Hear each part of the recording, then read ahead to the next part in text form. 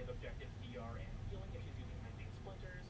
She has her 1 for a lot of damage for like enemies that are in front of her and things like that. And Limbo is more about enemy manipulation. He has Cataclysm that he can use, gas stasis to freeze enemies, freeze their projectiles. He can use Rip Torrent to clear them out more efficiently if he's getting a damage buff from that. He can banish individual enemies even without Cataclysm.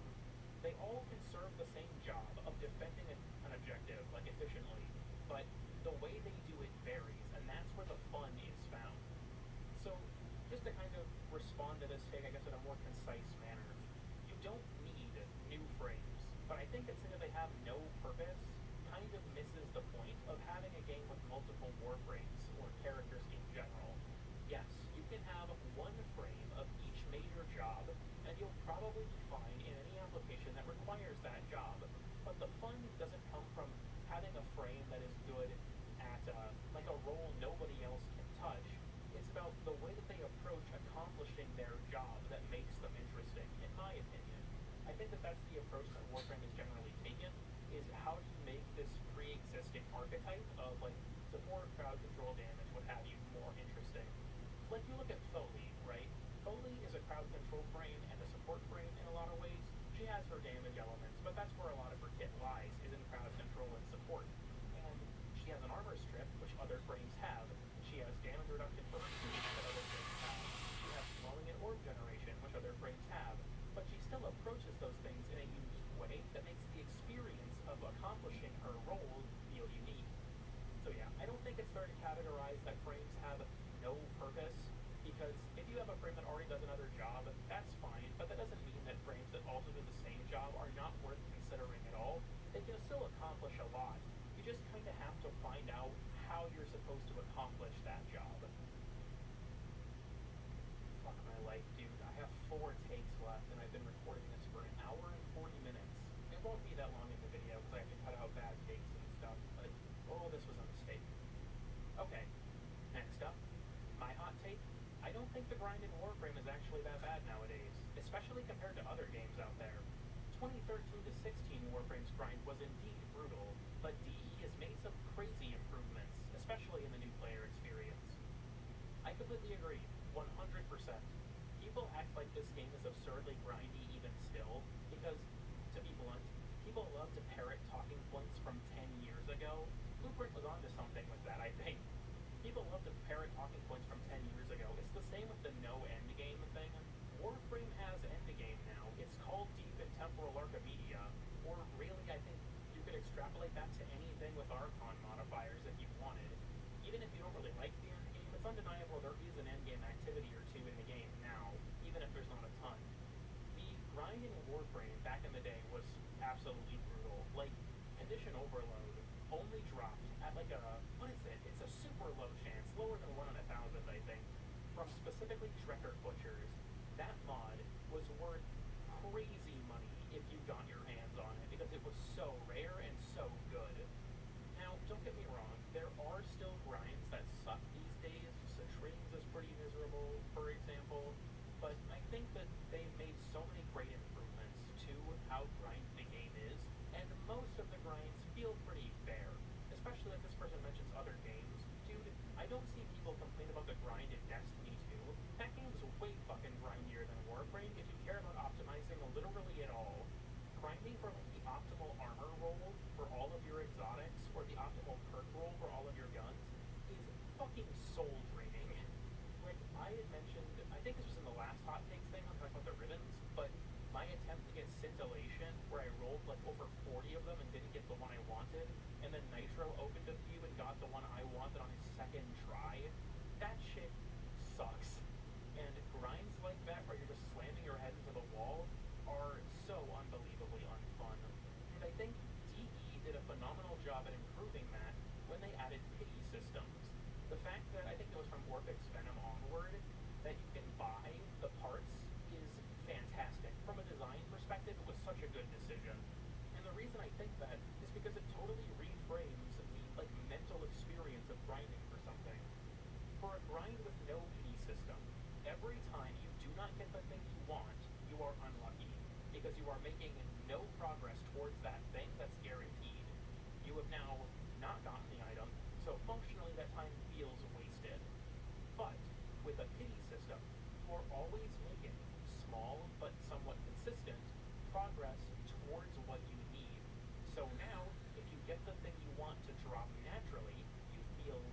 as opposed to unlucky because you got the thing and had reduced the amount of grind that you needed to do where you had previously like mentally mapped it out based on the pity currency. So the pity system kind of reframes the mental game from feeling like your time was totally wasted when you don't get what you want to knowing that you're making consistent progress towards your goal, and even if you're unlucky, you'll get there anyways. And that was just a fantastic decision. Basically every frame we've gotten for a while now has followed that approach. Honestly, I'd love to see it retroactively added to some like the open world frames and stuff as well. But I think that was a really good idea from DE, and I'm glad it's become so prevalent. So yeah, I totally agree with this. Modern Warframe, it has its grinds that kind of suck. I will very much agree with that much. But for the most part, people act like this game is still in the 2013 to 2016 era when it absolutely isn't. Warframe's grind, I would say, overall is pretty fair. Okay, next up. The helmet system is horrible.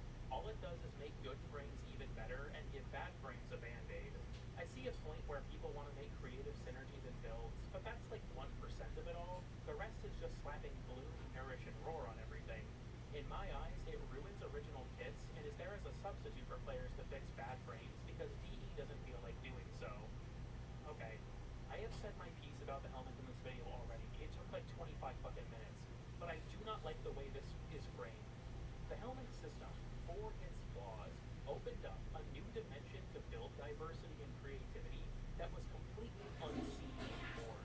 There is so much cool stuff you can do that only works because the system is in place, even if people will be lazy and just take the best options on things like Roar and Nourish.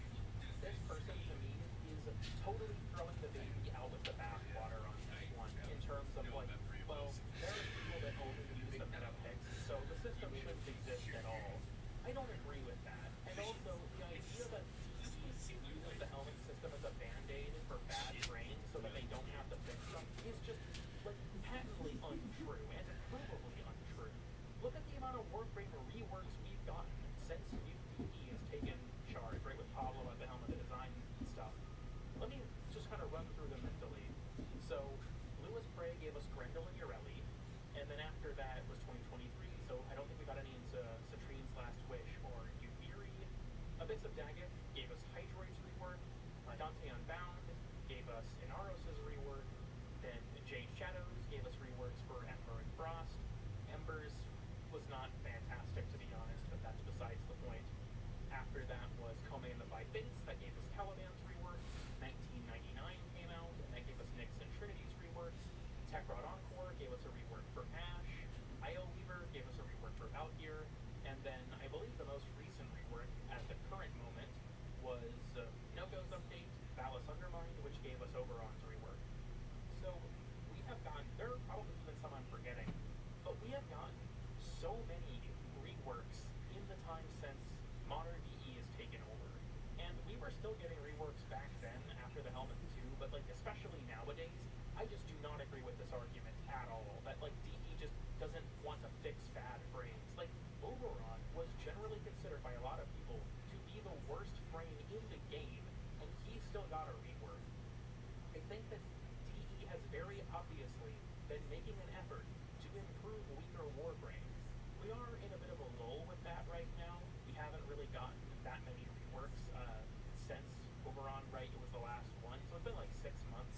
This is coming out right before the April 24th dev stream, so maybe I'm going to eat my words for this, but I'm fairly confident we'll get a Warframe rework revealed because we haven't had one in quite a while. But DE very obviously does not use the helmet as a substitute to ignore Warframes that have problems. I think you could make the argument that certain individual abilities that should be buffed are being band-aided over with the helmet, but like whole Warframes, absolutely I do not agree. I feel like this case plays a lot into what I said earlier with my, like I just 25-minute rant about the helmet or whatever, but the way this is framed in terms of like the helmet system is terrible because people just use meta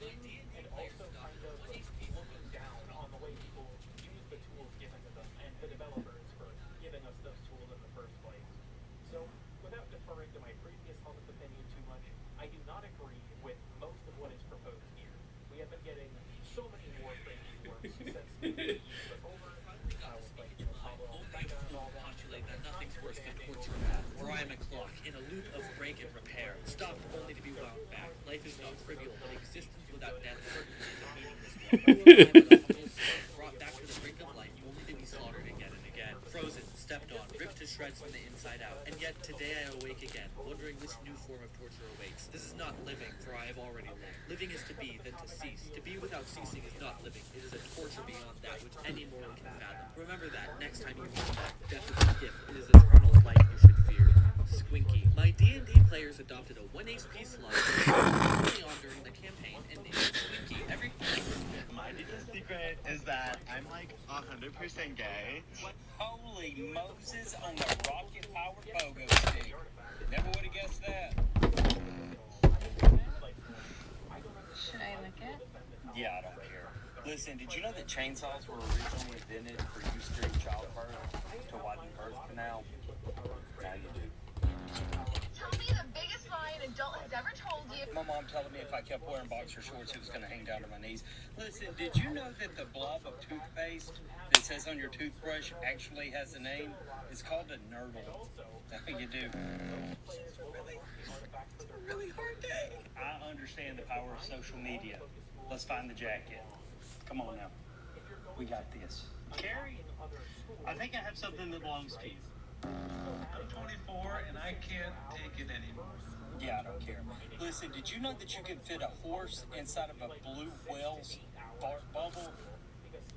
Just learned that today. My deepest secret. Now, the thing that irks me about these arguments is, for one, 6 to 8 hours per focus school when you're not necessarily like grinding through the focus school itself at the same time, right? In terms of like the focus and stuff, I mean, is a lot of extra grind. Like just a full stop. 6 to 8 hours for a focus school without also getting, focused on a large scale outside of just whatever lessons or whatever you have us with. This is a long fucking time. Not even counting the amount of time that it takes to level them up. Because that's something that this is also conveniently ignoring, is it takes a shit ton of focus to max your strike. And more materials beyond what you need to actually get it in the first place.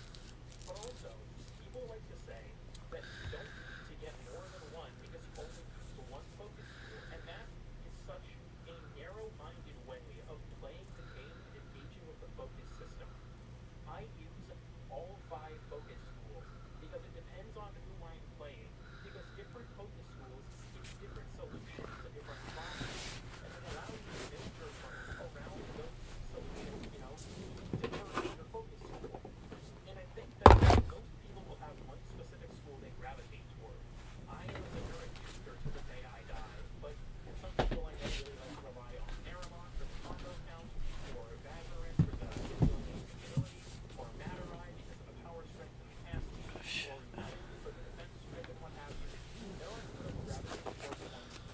I think that's totally fine. And people will just grind the artifact for the school they use the most for that reason. And again, that is totally fine. But people like to say that it is okay for the game to grind for 8 hours, 6 to 8 hours, just to get the artifact, not even to level it up. This grind is not in parallel necessarily to the regular focus grind, because outside of whatever lenses and stuff you have, it's not going to give you like a particularly high amount of focus. You still have to grind all the focus to max the fucking thing. And even after all of that, you have to do it for 4 focus schools, right? The full grind is for 4 focus schools. You have to grind it for 5 of them, but the first one is somewhat reduced. And people will say, well, the grind's not that bad because I don't use the other focus schools.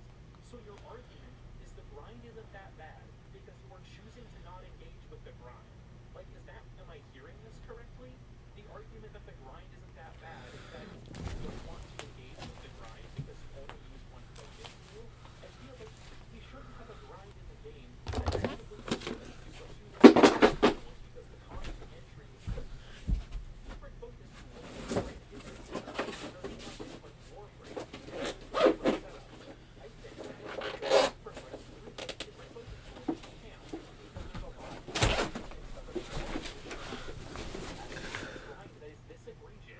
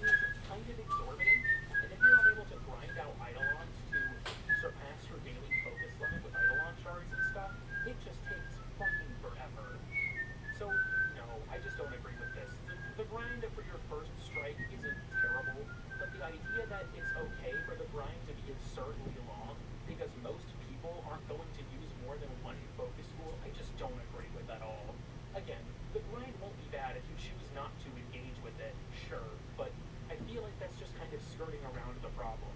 And again, they say in this, like, if you're at the point of grinding for multiple schools, the extra grind for the artifact isn't that much. Again, the grind for the artifact is not necessarily in parallel to the grind for focus. Typically, if you're grinding for focus, you're doing that shit in ESO because it's the most efficient way to do it for most purposes for your daily limit, but you're doing it in Eidolon. Grinding for the artifact is an independent process, especially if you already have your other schools maxed before you got to the old piece, like many of us veterans did when we grinded them out. I already had all my focus schools done. Again, I'm not to this person or to people with this, but I don't know why people defend this power of so much. I believe that if you have like this powerful central mechanic of a focus school, it should be locked behind some amount of grind.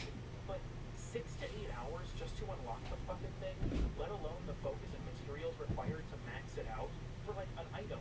The strikes are honestly just kind of skill mid. Thara and Idri are good. Togron and Lorak are fine. Vexoric I'm not a huge fan of. But the bonuses that they provide you are just not worth the insane investment that they require. And I don't know why people are so fervent that it doesn't need any change or isn't that bad when they self-admit like this, like, oh yeah, well, I only use one, or most people will only use one, so the grind isn't that bad because why engage with the others? So again, I disagree with this. I think it's kind of a backwards way to approach it, and I don't understand why people are so fervent about this particular grind not being that bad because they choose to not engage with it. Okay, my recording has just crossed the 2-hour mark. I don't think I've ever sat down and recorded a video for this long in one sitting, so this has been kind of rough. But we are finally at the last take I'd saved from the last batch. So, finally, for the last take of this video, they could completely revert the AoE weapon ammo nerfs, and not much would change. We have power creeps so far past them now with incarnates and several frame abilities. To be perfectly honest, I agree with this for the most part. I think that the main goal, honestly, of nerfing their ammo economy was to nerf their use with Wukong, especially because they made Wukong Celestial Twin pull from your ammo pool. I feel like those two nerfs were kind of like a hand-in-hand kind of thing, where they made, like, in isolation, each nerf wasn't as, like, effective, I guess, but when viewed together, there was obviously, like, a particular goal they were trying to achieve. But truth be told, I think that for the most part, that's true. Removed from the special case of Wukong, incarnates and a lot of abilities that nuke shit, like Araxia's 4, for example, with the explosions it causes, they're just so strong that the AoE weapon nerfs just don't really matter that much anymore. Honestly, if anything, it's made a lot of weapons just super uncomfortable to use. Like, if you want my opinion, Zar and Brahma got over-nerfed in that update for sure. For the time, I understand why they did it, but like, have you tried using Brahma nowadays? Even if you use like ammo case or something like that, it's just so uncomfortable to use. You have so little ammo that like, it's really fun to shoot this like explosive cluster bomb arrow into a group of enemies.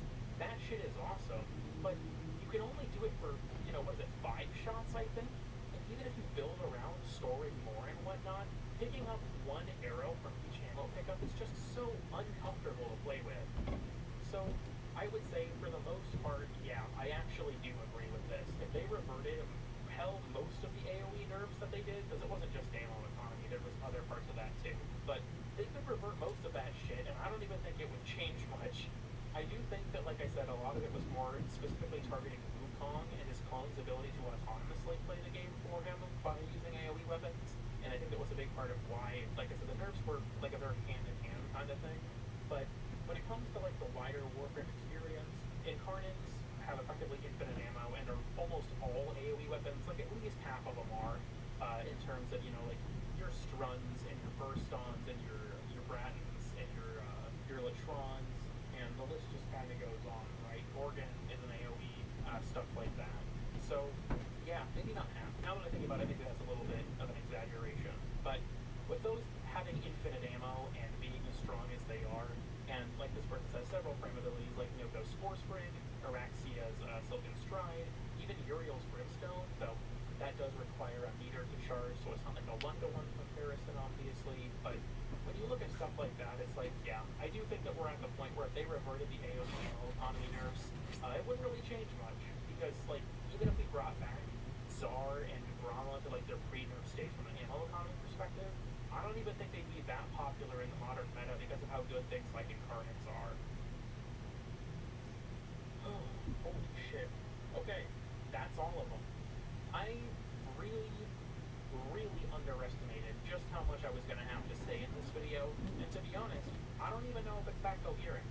At the time I'm recording this, it's 11:30 at night, and so, like, it's kind of late. I think I might be at the point where my brain is, like, a little too shocked to even record something like this. I'm not entirely sure. Maybe this all sucked. Maybe this video was dog shit. Maybe I'm going to look in the comments when it's posted and just see a never-ending sea of death threats. And, you know, maybe they warrant it even. I'm not even sure. But it really is hard for me to say just how coherent this video even was. I guess when I'm editing it and whatnot, I'll make that, you know, judgment for myself. Editing this audio is gonna fucking suck, though. I can tell that already. But yeah, if you made it this far, I just want to say thank you for sitting through this much of this video. I did not expect this to go on for this long. I have no idea why I thought this was a good idea. I think that I really need to just, like, rein in the scope of this series, I guess. It's clear that, like, the more that I do it, the more I have to say, and it leads to things just getting excessively long. So, again, if you've made it this far, thank you. I'm sorry that I took up so much of your time. Well, while we're here, I do want to talk a little bit about sort of future content plans. This will be a little reward for those of you that are still listening right now. So, I've been working on the Super Boss guides recently. I did the ones for the Guilty and the one for Giannis Ford. I do want to finish those, but those videos perform like shit. They do terrible. So, I'm putting a little bit of a hold on them. I want to try and release a couple other things first, and then I'll try and round out the Super Boss guides. I do have all my notes taken for the tank, but I don't want to make it next. So, I mentioned this on stream, but I want to sort of pursue some other ideas I have. I'm currently working on a video script about different individual cases of things that I think are balanced in a bizarre way. Like I mentioned earlier, Revenant's thralls kind of fail at their gimmick because you can kill them on accident. That's sort of a topic I want to talk about in the video, as well as things like Atlas's rubble not giving him armor if it kills him, which discourages him from using the armor bonus that his rubble provides him in the first place, or Heat Parrot being able to screw over your damage if an ability applies to Heat Proc first, which means that like Ember and Uriel and Temple can get screwed out of their own damage bonuses by using their abilities, stuff like that.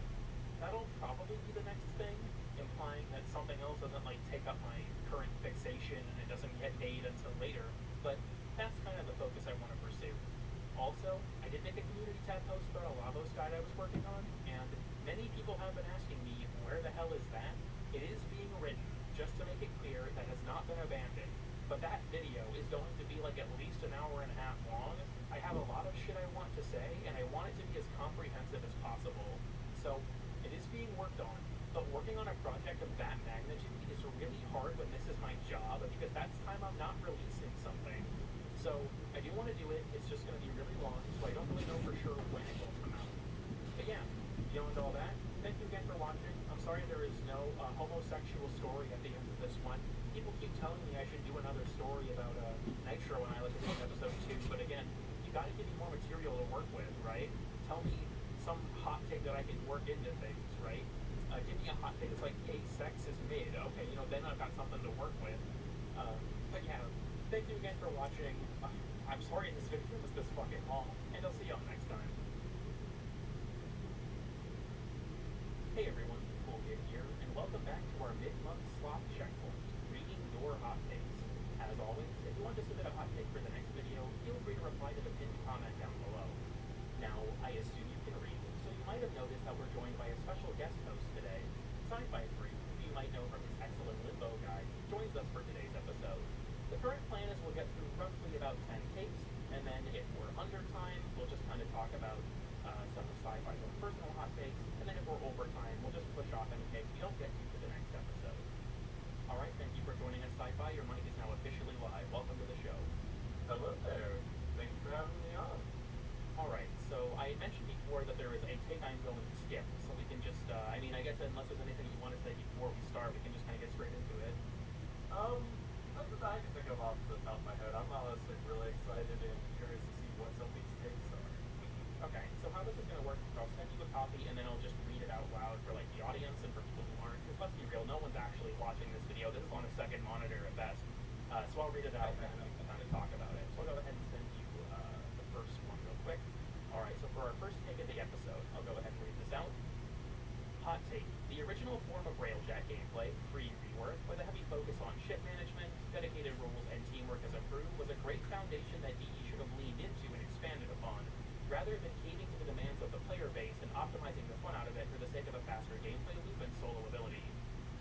life improvements are great and all, but when's the last time anyone has ever actually bothered using the Forge for anything besides dome charges to one-shot all the cruise ships?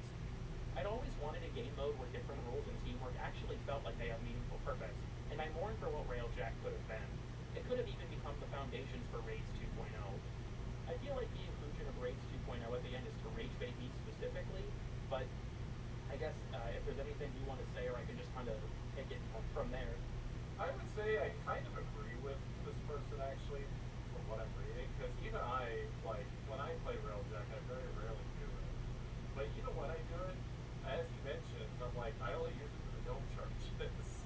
Yeah, I think launch Railjack, I guess I don't know if you were around for that either, if you were playing at the time, but I think I was playing a bit at the time, but I don't think I ever unlocked the Railjack on it. Because, like, I played it off and on over the course of multiple months and years before I finally got into it in 2022. okay. So, like, I think the earliest I played it was actually 2017, if I remember correctly, on an old laptop.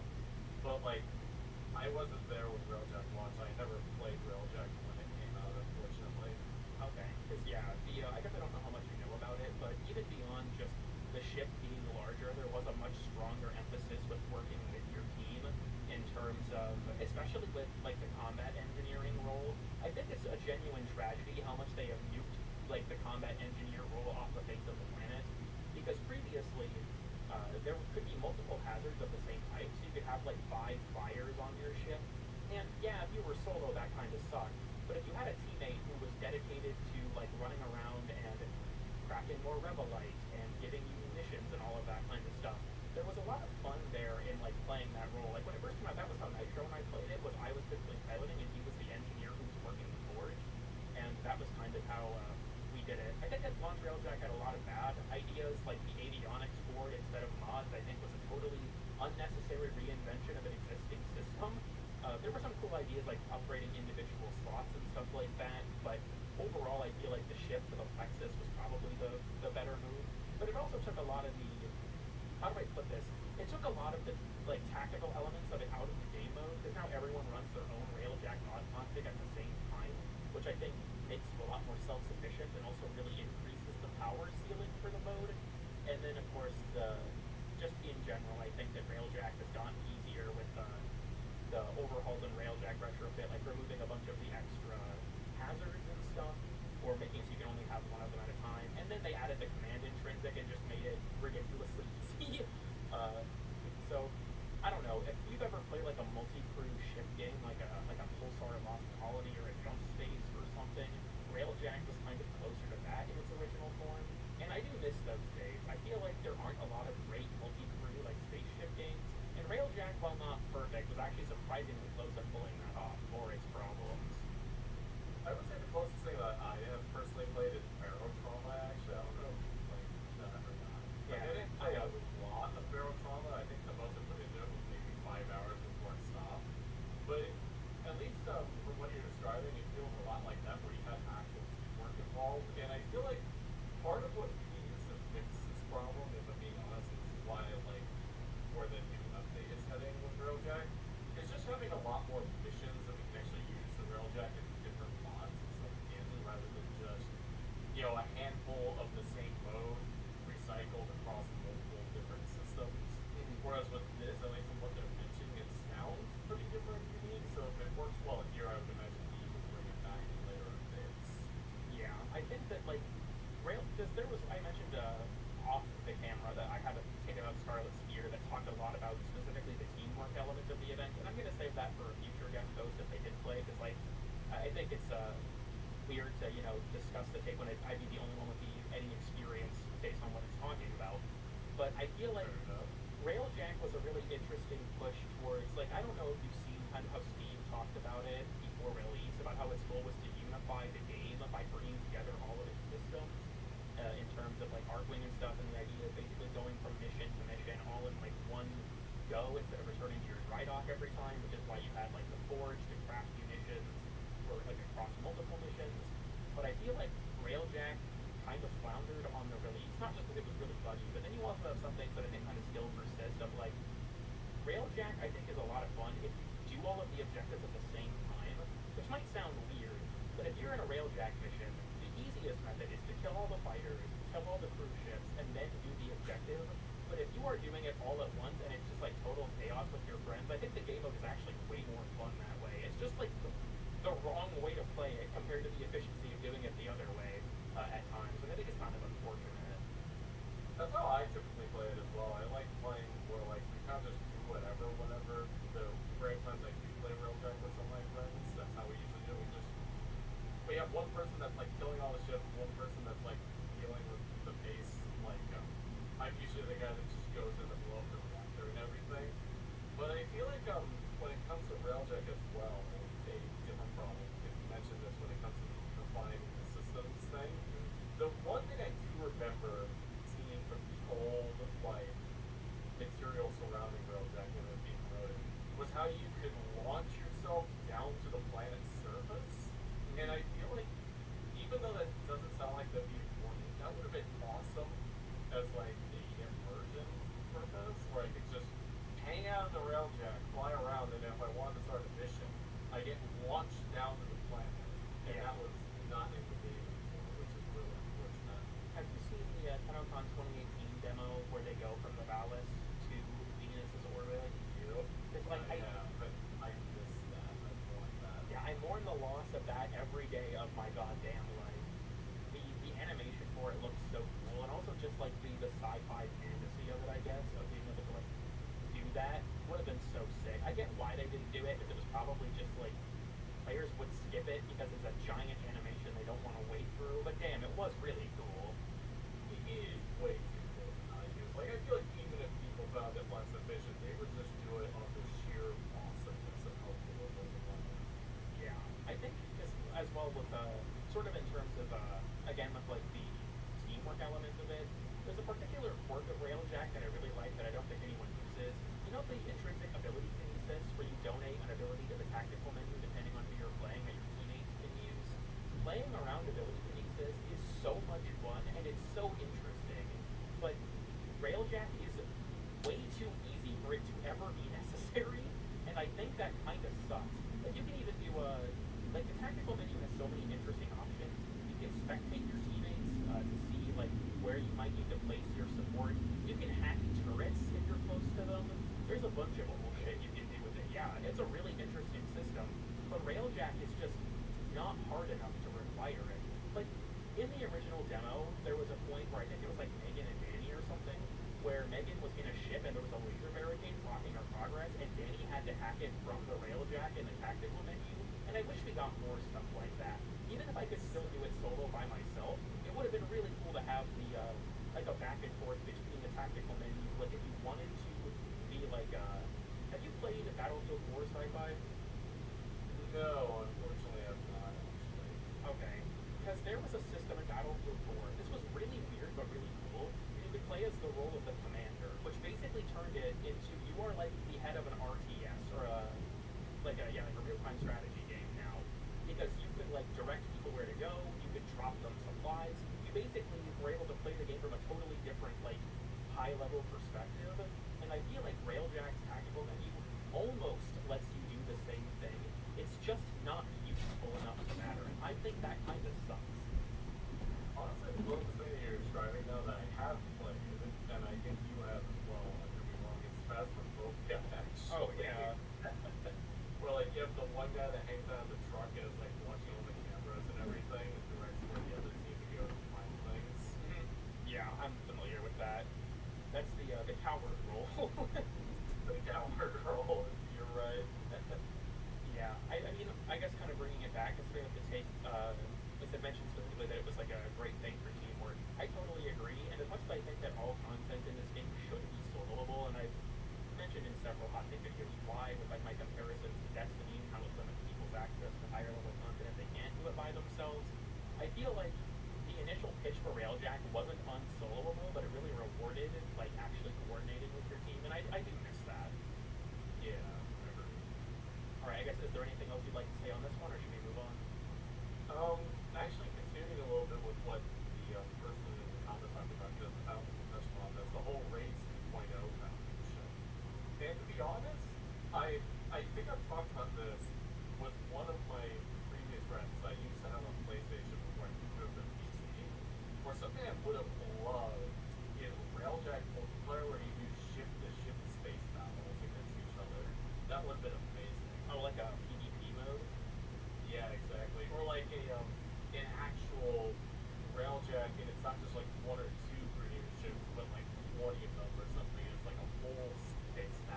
like Battlefront 2 kind of deal. Yeah, exactly. It's Battlefront 2 type shit. That would have been so much cooler than what we got in terms of like the galleon objectives. If we had like the like Battlefront 2 space battle dynamic of like destroying critical systems and whatnot. Because I don't know, like, but I've always found it so disappointing that galleons just sit there. Like you have this giant armored ship. Yeah, they just do nothing.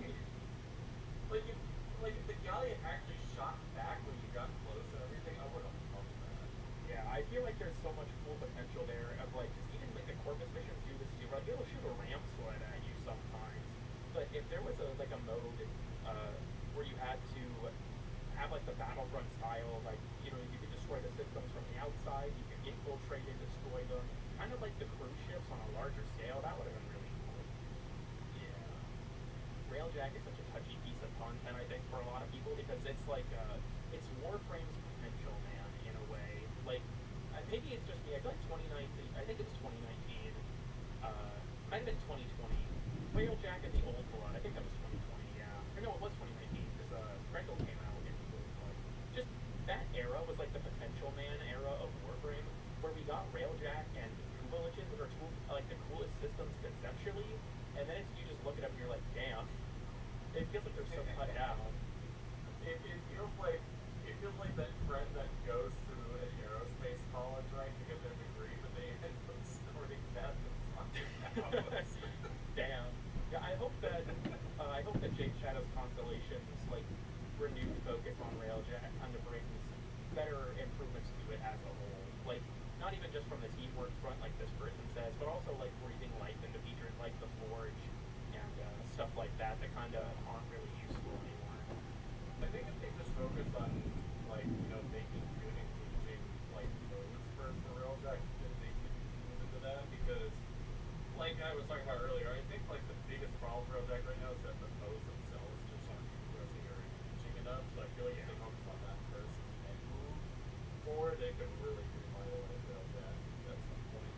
Yeah, I agree with you there, especially because like a lot of the on foot and like in ship stuff feels very separate as opposed to like I keep mentioning Battlefront 2, you've got my mind on it, but that game's combat for like the inside and outside of the ship felt very dynamic because they were two different approaches to the same thing, and they let you work with people on the inside or outside in a very organic fashion.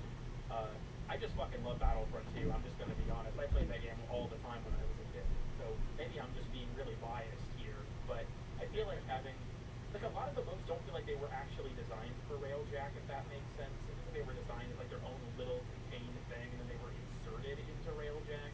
Or in the case of Corpus Railjack, they are literally just grounded modes inserted into Railjack.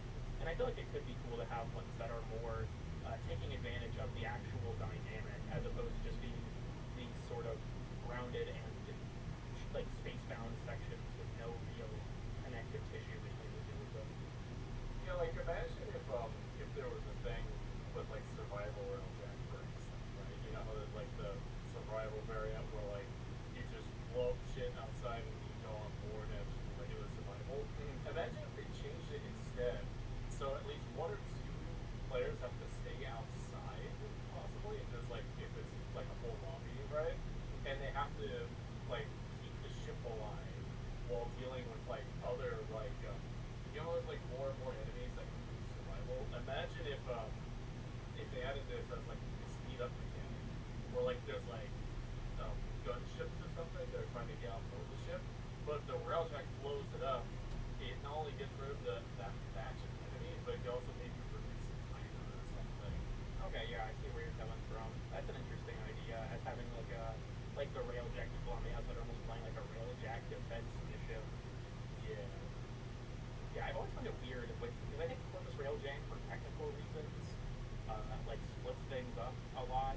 But I say that with air quotes because one time I experienced a bug where Nitro stayed in the ship while I was on board the Corpus ship, and everything worked totally fine. So I legitimately have no idea what's going on there from a programming perspective. Yeah, that's funny. All right, I guess anything else you want to add, or should we move on? I think I've said my piece when it comes to this sort of content.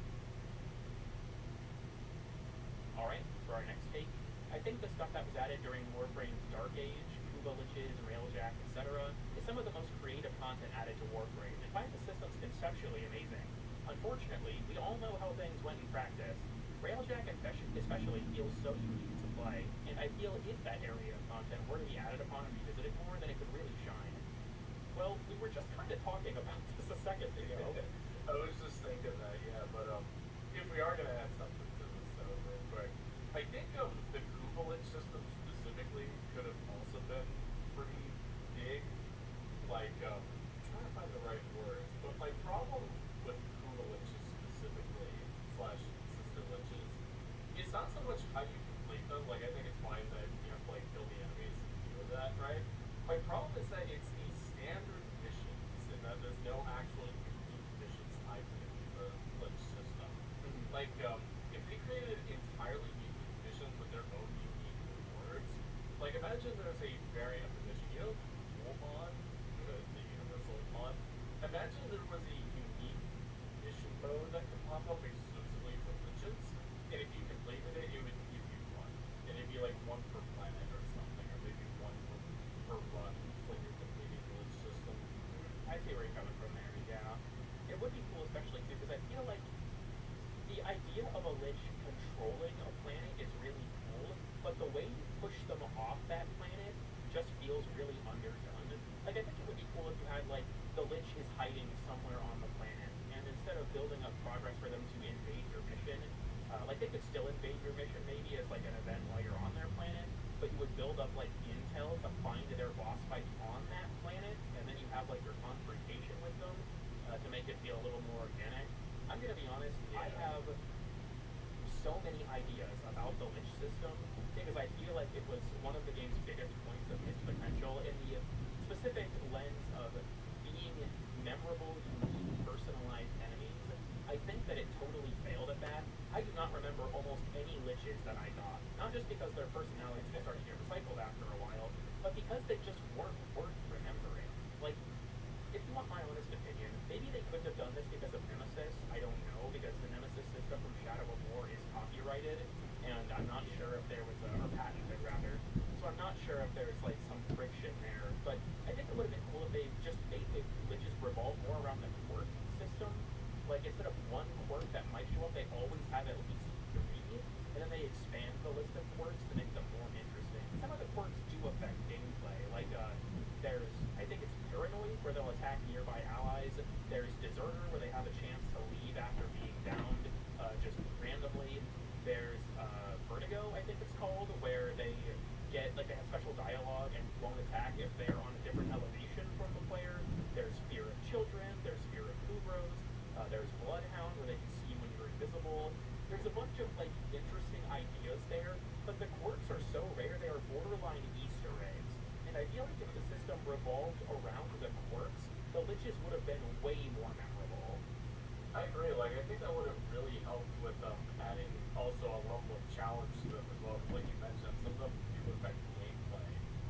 But I think in addition to that, in addition to quirks, maybe just have more unique abilities for them as well. In addition to the quirks, you know how like most of them are just recycled movement powers. Yeah.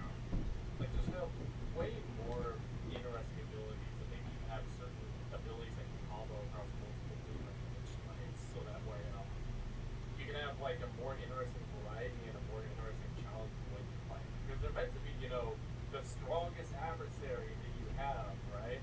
And then they just sometimes it takes forever to kill them, and then other times they just get bodied like a punching bag. Yeah, I think it's really cool as well how they're positioned, because like they have warframe abilities, and the recycling is a little iffy, but I like that they're positioned as like being your equal, right? That's kind of the idea of the system almost, is that they're like on your level. Which, speaking of levels, I wish that there was a reward for making your lich level up on purpose. Maybe this is just a me thing, but I think that the fact that the lich getting harder is basically a punishment mechanism for guessing wrong kinda sucks.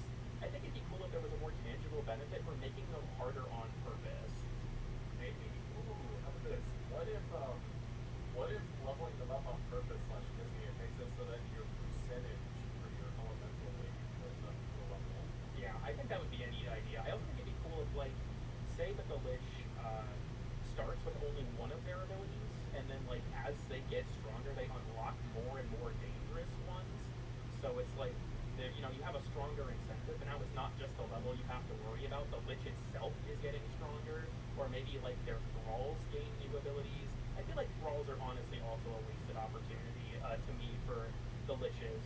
Based on abilities. Yeah, all they inherit from the Lich is their movement ability. I think it's like what, Ball Lurch or whatever the other The one is. teleport. Yeah.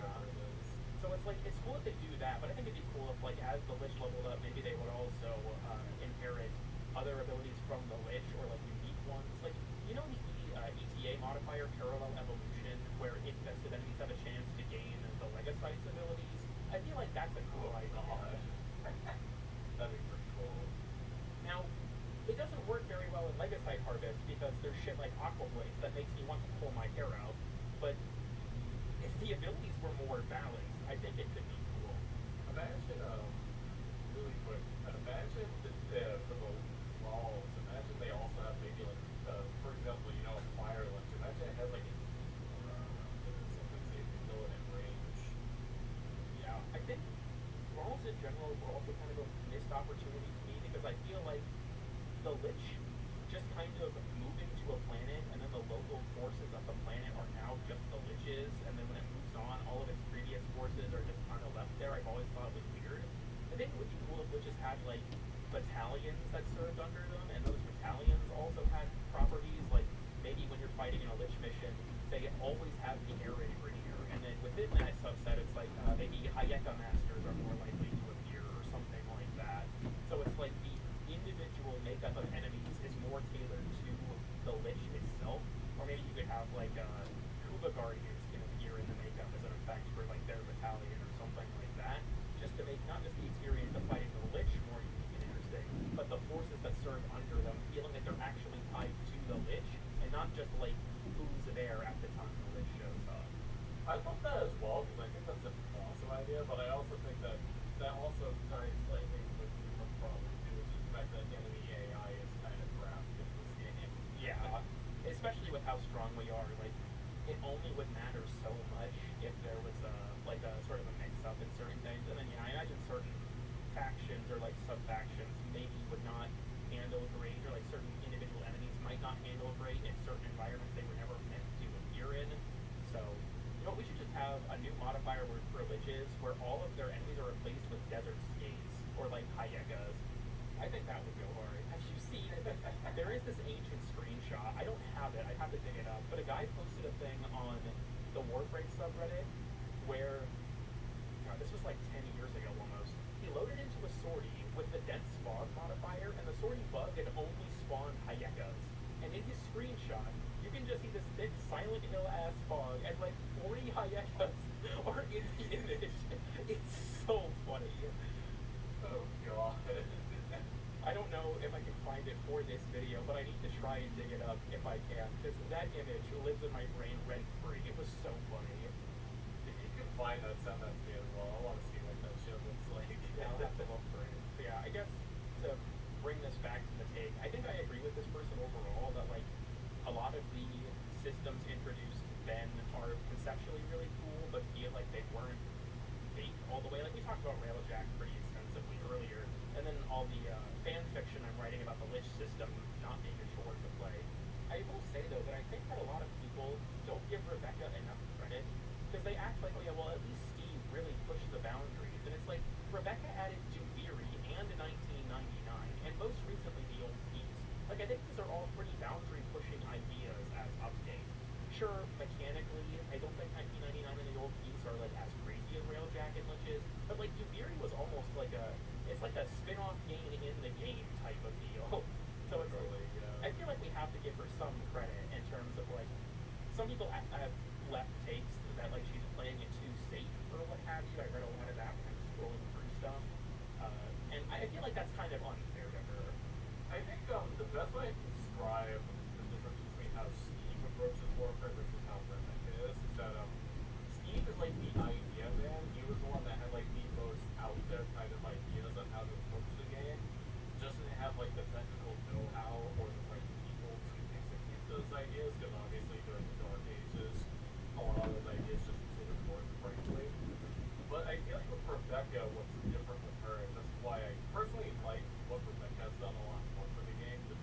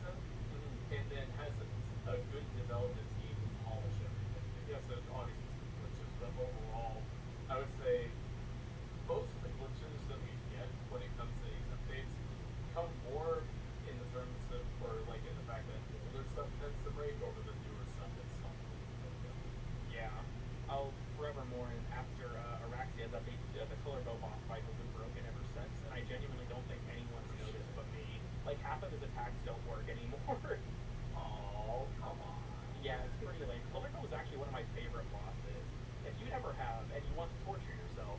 I like going into Dubiri, not taking any decrees, finishing the main story to get the level as high as possible, and then fighting Killerbo. Yeah, that's kind of what I do as well, but I tend to do the opposite. I tend to get the minimum 5 degrees to fight Glorbo, and then I just go in. Yeah, that's fair. I think Killerbo was a really fun boss, but a bunch of his attacks are broken currently. His knife throw attack is completely missing. His Wrathful Advance teleport always just goes way past where the player is standing. Several of his hitboxes activate way too early in the animation. It's just a mess. Yeah. Okay, well, do you have any final thoughts on this take, or should we move on? No, I think we're good here. Most of what we talked about in the previous comment kind of gets explained here, and I feel like I've made my peace with this one as well. For our next take, my hot take is Warframe has a very serious problem of, how do I put this nicely, catering to bad players. I think the game has really started to suffer because of a lot of the more difficult stuff they have added or have tried to add, such as Archimedia or the super bosses, or hell, even the Inside Challenge, have had to be neutered in some capacity so that it's inclusive to everyone. I don't agree with this philosophy, as I think there should be some content that demands a level of skill not everyone can do. One of the biggest examples of this is actually the Inside Challenge. I do not agree with the fact that defeating the super bosses part of that isn't required to be done solo. You have players running around getting carried through it for a cosmetic I feel they didn't earn. If the game continues to try and make sure everyone can do all things, that will seriously hurt it for more experienced or veteran players, even though I understand trying to include everyone from a marketing perspective. Side note, skill-based cosmetics need to make a comeback. I love the inclusion of the Accolade list and the Paragon Honoria, even if I don't agree with Paragon not being locked behind solo super boss skills. Okay, I kind of mixed my words on that a little bit, I think. A lot of these comments are written with run-on sentences, and then it gets hard to read them. Yeah. But I think this is an interesting one, because on the one hand, I do agree that Warframe should have difficult content, because if you're going to climb the power ladder, you need to feel like that power is getting you somewhere, if that makes sense. But I also feel like this person's mention of certain things being neutered to cater to everyone, like, do we really think Archimedia and the super bosses were neutered to cater to everyone? I don't really feel like they were. Oh, no. Like, even I still haven't beaten the Guilty yet because it's a little too hard for me, quite frankly. The Guilty is rough. I think that's completely fair. I would personally consider it the hardest boss in the entire game. Probably the hardest single mission in the entire game. But yeah, like, I think that, because this is something Pablo talked about in his raid thread, which I did finally get around to reading, by the way, where it's like, if you want difficult content in this game that has certain rewards tied to it, you have to start caring about balance, and that would be met with a lot more pushback than the phrase of making difficult content more required. His rationale with that was specifically in regards to raids, but I think you can see that kind of shine through in like the super bosses as well, where yeah, they are difficult bosses, right? But they also have the benefit that the rewards are purely cosmetic. So if you beat them, it's to flex on people, not because you needed an item that only they could give you. That's a controversial element of the super bosses, honestly. I've seen so many people in like my super boss guide comments and stuff complain that they don't drop enough to be worth doing. But I think they miss the point that the challenge is the fun part of doing the super boss, if that makes sense. Like, I don't feel like if you're the only incentive that can make someone do something is that there is an item behind it that they want to get, then making that thing super difficult would filter a lot of players out of getting an item that may be like, you know, good enough you need it for certain setups. So I see the idea of like making that cosmetic only as opposed to requiring like a high degree of skill for like a progression oriented item or a power level based item, right? Because even the Archimedia arcanes you can get from arcane packs now. So technically none of the hardest content in this game is required to be done, and I personally think that's fine. I think that the balance of having challenging content that gives you cosmetic rewards versus content that's easier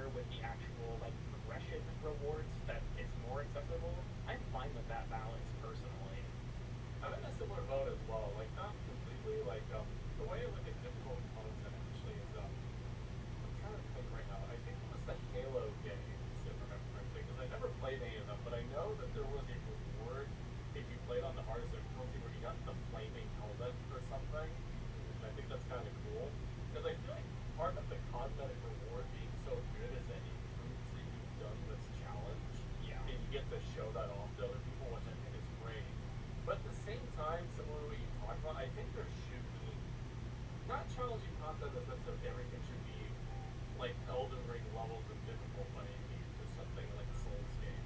But there should be some interesting rewards behind a challenge, because then it aids in what you're talking about, where you need to have more difficult stuff in order for certain tools to be worth using, like power to make sense. Yeah. And I feel like part of the problem right now is that there's not really an in-between to that. There's either this thing is too easy or it's too hard at the moment. And I feel like what could fix that, because like I think I talked about this earlier, was introduce more challenging concept where it introduces environmental hazards, similar to what Arcadia does, but not have it be tied to randomization. And then also have maybe a couple new enemies to each faction that actually forces you to engage with them in order to deal with it. Kind of like how the necromechs are meant to be, like the blue rigs for the murder faction, Yeah. but not as like dumb, because they're pretty. A, they're kind of easy to cheese now, and B, they're also kind of BS if you're not using the right weapons. I will say that I really like the mechs conceptually. I feel like I mean, the Murmur is just a goated faction in general. I could probably count the issues I have with them on one hand compared to, you know, every other faction in the game. But the mechs are such a cool idea conceptually, because, like, alarms have always been a very iconic part of Warframe, and I love the idea of changing the alarm from a door locked to, you're gonna get your ass beat if you don't stop this guy. I will say though that, like, the attenuation changes did make the mechs kind of a joke, but also, like you said, with like if you don't have the right weapon, or if the mechs just decide that they're going to pull some bullshit, like sometimes they will just stare at you and you can't flank them, which is the entire gimmick for killing them. They'll just stare at you no matter what, and it's like, why can you do that? Because it's like the weak points on the back, which is what I always found really annoying. It's actually funny enough, because you and I both play Helldivers. It's actually the same problem I have with the chargers from Helldivers, you know, the ones that rush at you, right, and they're really armored on the front. I like them conceptually, but if I'm playing solo, I can never get behind them, like ever. Yeah. Try and like kill them or anything. Because I feel like the mechs tried doing that by having what's it called? You know, like that rush attack that they can sometimes do, where you dodge it, like you can get behind them, but then they turn around too fast, where it kind of, like, what was the point of that if I can't get behind you still? Yeah, interesting thing about that attack actually, if the mech rushes you and doesn't hit you and hits a wall, they actually get slowed. Oh, really? Yep, their recovery animation's like 3 times as long if they don't hit a player. Okay, I'll keep that in mind. I don't know if that was a launch behavior or not, to be honest, but yeah, when I was doing analyzing the Murmur, I found that out, which is cool. I do agree with you though, like, especially when they're hovering, their top half becomes independent from their bottom half as well, so if you try to flank them, they'll just rotate, and it's like, this is some bullshit. Yeah, and I feel like that wouldn't be a problem if there were other weak points on it that you could actually get. Kind of like how with, you know, the Colervans and how they have the arms you can shoot off, and you can shoot off both and close it up. Not the exact same thing, but maybe something similar to it, where there's like another weak point when it's facing you that maybe doesn't do as much damage, but you can still kill it. Yeah, it could be cool too if maybe they had like a headshot hitbox, so like you have that weak point, but it's super small compared to the back spot that's easier to hit. Yeah, I think the mechs are like a cool enemy in terms of like their concept, and it would be cool to have enemies like them that are more interactive in terms of like you can blow their arms off individually and stuff, kind of like a Helldivers enemy actually, like the bot enemies, which have a ton of interactivity. Yeah.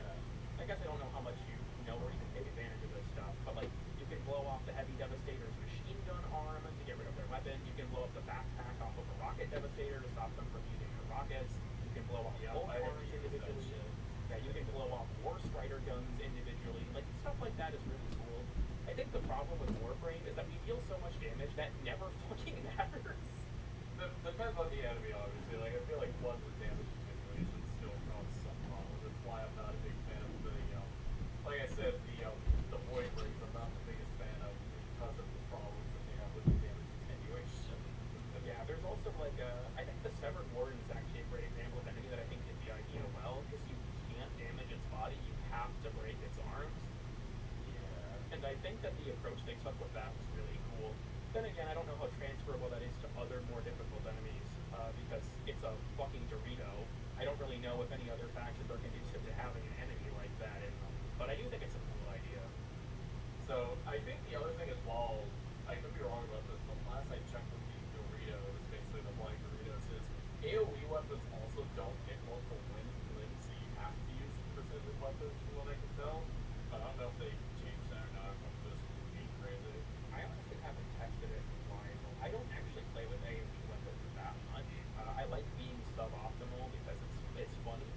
So I don't really know what the interaction is there. Yeah, I guess to bring it back to the take itself, because I feel like we have wandered off a little bit. I do agree with you that if we want to have content that's like not super boss level hard, but still not, easy to the point that it's super accessible, I think that more dynamic enemies would be really good. And I honestly feel like the Murmur was such a great step in that direction. And I think the Scaldra and the Anarchs were kind of steps back. Don't get me wrong, I do really like the Anarchs, and I have my issues with the Scaldra from a design perspective, but I don't think they're a bad faction. But unlike the Murmur, there's no real reason to engage with their gimmicks because they're all so easy to kill, and I think that's really unfortunate. I think what helped the Murmur as well, because like I was talking about with the Calervans, is how you don't technically need to like get their HP to 0. You can just lob off their arms and they kill themselves and actually have a benefit to doing it.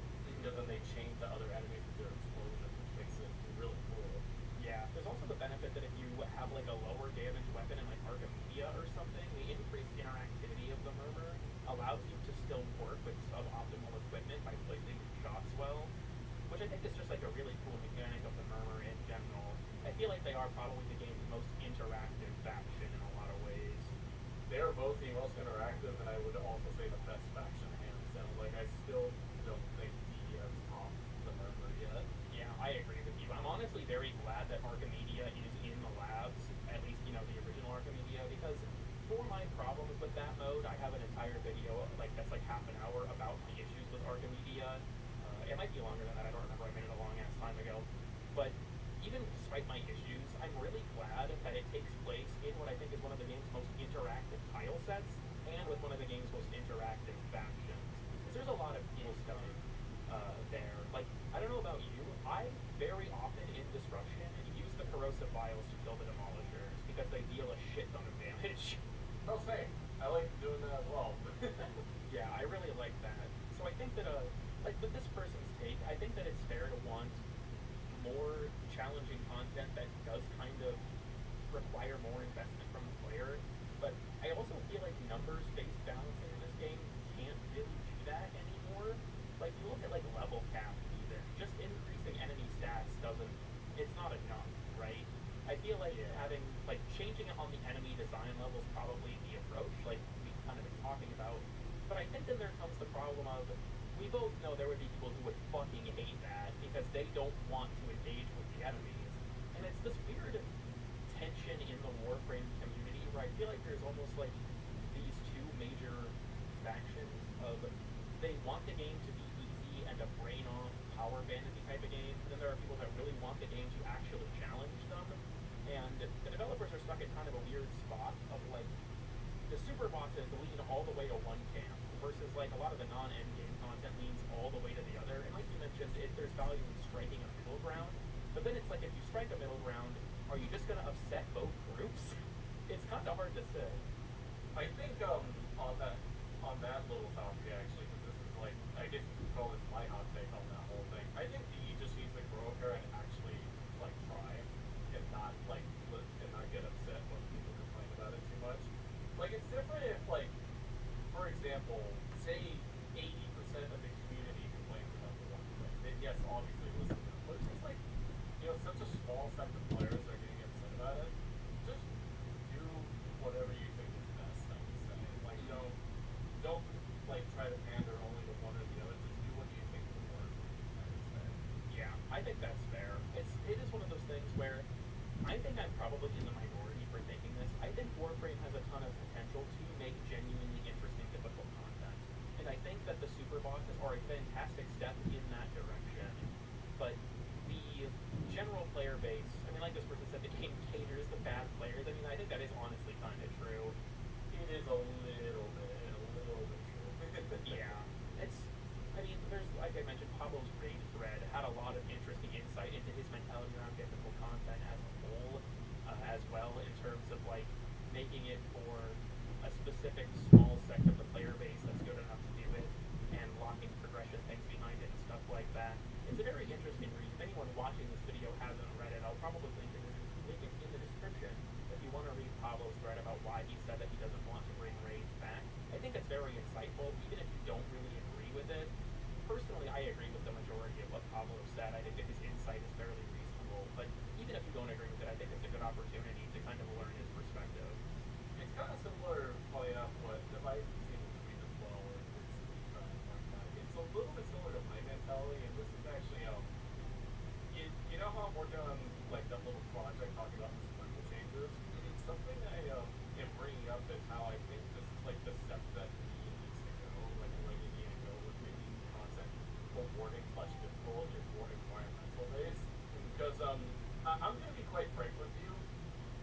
Increasing enemy health, armor, all that crap, like removing like stuff, all that kind of stuff, isn't gonna fix a thing. Because it's like if players want to nuke, they are going to find a way to do it, either through exploit or through just stacking as many bombs as humanly possible to maximize their damage. It's just how we think.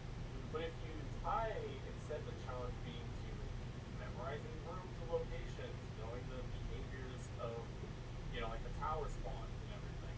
I think that's a far more interesting way to balance content around because you don't have to worry about health, like like damage or health numbers. You have to worry about how people memorize and understand the pathing of the rooms. Yeah. I will say that like I mentioned this to you before, like privately, but when the survival changes first came out, I didn't really care for them. But after our talk and after like our own experimentation, I completely agree with you that like despite what I think are some minor hang-ups with the system in terms of like the terminals spawning really far away from the corresponding pickup, or them spawning in a really weird room that's way farther than you'd expect it to be or something, the way that it flipped survival on its head was a really, really cool idea. Especially because Warframe has these tile sets with so many interesting and intricate components that most players will never have a reason to explore because there's now you have a reason to, with all like the dead end rooms and stuff that would generally not get that much use, or like hidden secret areas like the vent under the waterfall in that one void room or something like that. There's so many cool spots that stuff can have, and also I feel like it changes the paradigm of the game mode. Like playing survival around the bypasses is like playing a different game mode. It's genuinely, if you want to focus on them, it is so different. It is like you are playing a new game mode. Now your focus is on mobility, on you don't have to kill enemies, but managing them so that they don't overwhelm you while you're trying to find things, knowing where they can spawn in rooms, and even like being able to break crates so that you can use loot radar to find them faster. There's so many interesting new ways to approach the mode if you want to focus on the bypasses. Real, and it's like after doing that, because I think I mentioned this to you as well, I just became, it's like almost the only mode that I've been playing whenever I hop on Warframe now because it's so much more compelling, and there's an actual benefit for doing it for things like relic cracking or arbitrations, because now you can get the round rewards significantly faster when you're actually working towards it instead of just ignoring the towers and ignoring everything.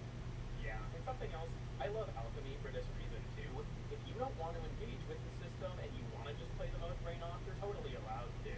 Like, I think Alchemy does this well in terms of like, if you want to really focus and really try, you can play really fast.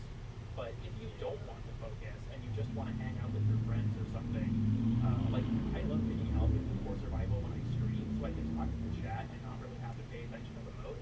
But if I'm playing just myself and my goal is how many relics can I crack in a span of time or something, I will go to survival or alchemy or a mode where there is legitimate room for skill expression, which I really like.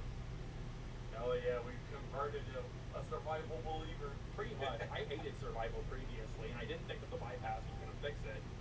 But at this point, I'm convinced. But yeah, they worked a miracle to make survival a much better mode. Real quick, I want to mention one last thing. This is like just a minor point of this take. Again, I feel like we've been kind of all over the place with this one, so I'm sorry to this person. I feel like we're not really responding to it.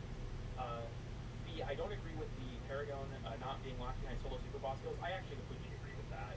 I feel like the idea behind the chess piece of it being this merit-based thing, so many of the challenges are cheesable that if someone has the title, I don't even think it's impressive. Yeah. It's like, you can cheese the Dakota stage dodging. The Archimedia one I think is especially egregious because none of the personal modifiers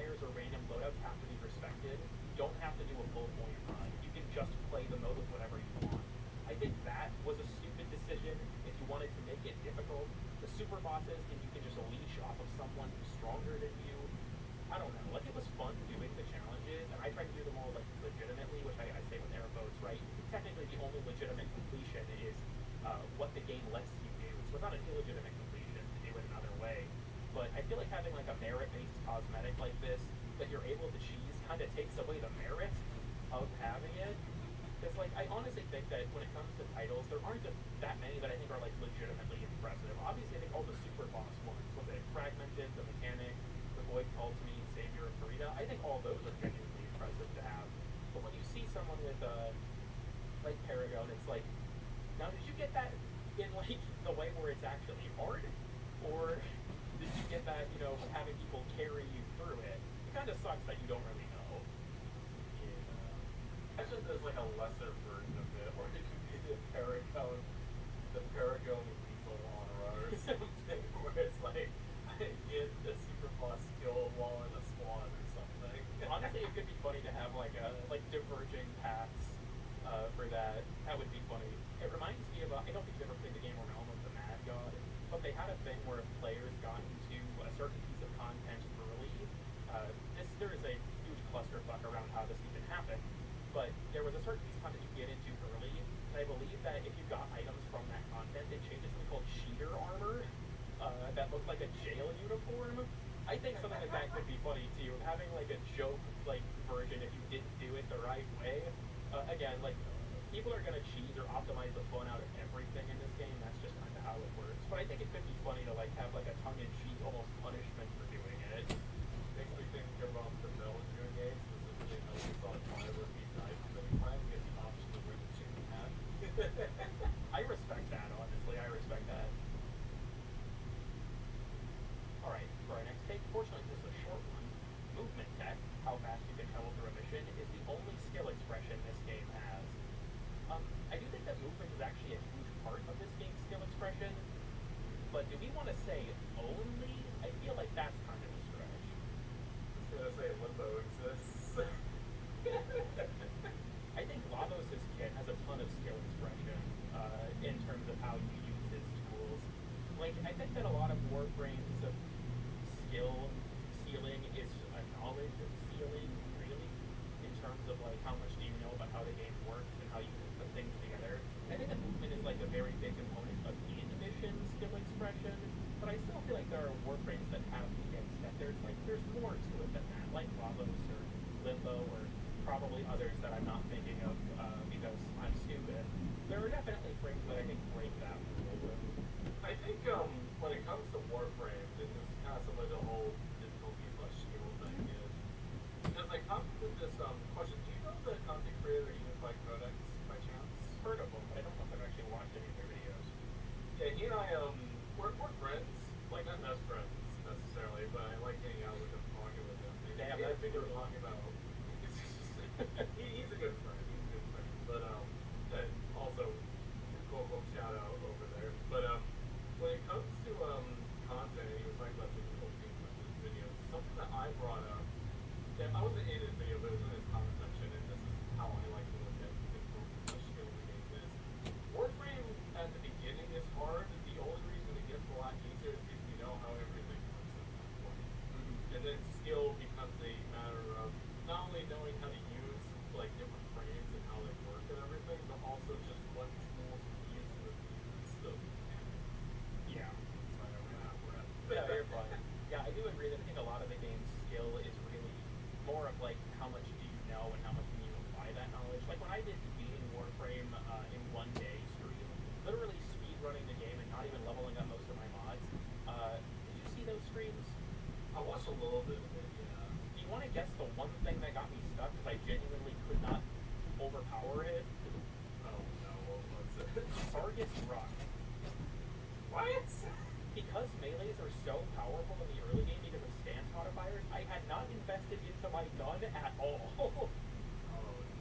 So when I got to him, I was like, oh shit, I can't fight this guy. He was the one time in the run I actually had to leave a mission and change my setup because I hadn't invested into my primary mods literally at all. That's actually crazy. And it was a very scarce resource early on, honestly, especially because one of the junction requirements, at least at the time, was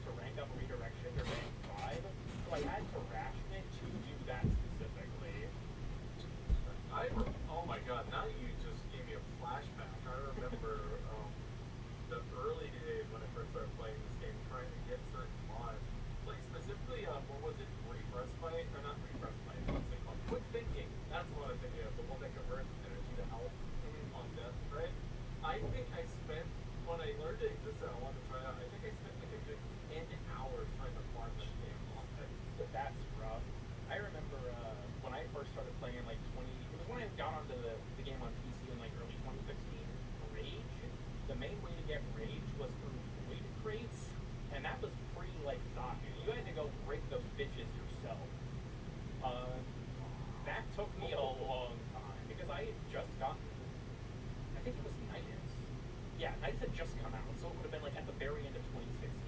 And I was like, oh, Rage must be really good on this guy. Like it's good on Inaros, but I didn't really like playing him that much. So I went to try and go get Rage.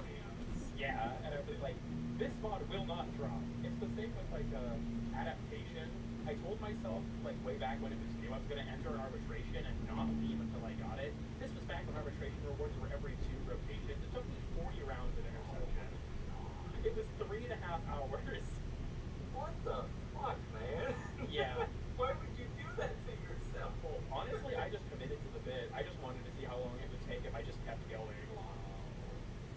But yeah. I couldn't do that. The last time I did something similar to that, funny enough, was this. Actually, you know what? This is an expression of my skill. Actually, was when I was farming Zaku, right? And I got all the blueprints. This is like 2022, like when I first started playing.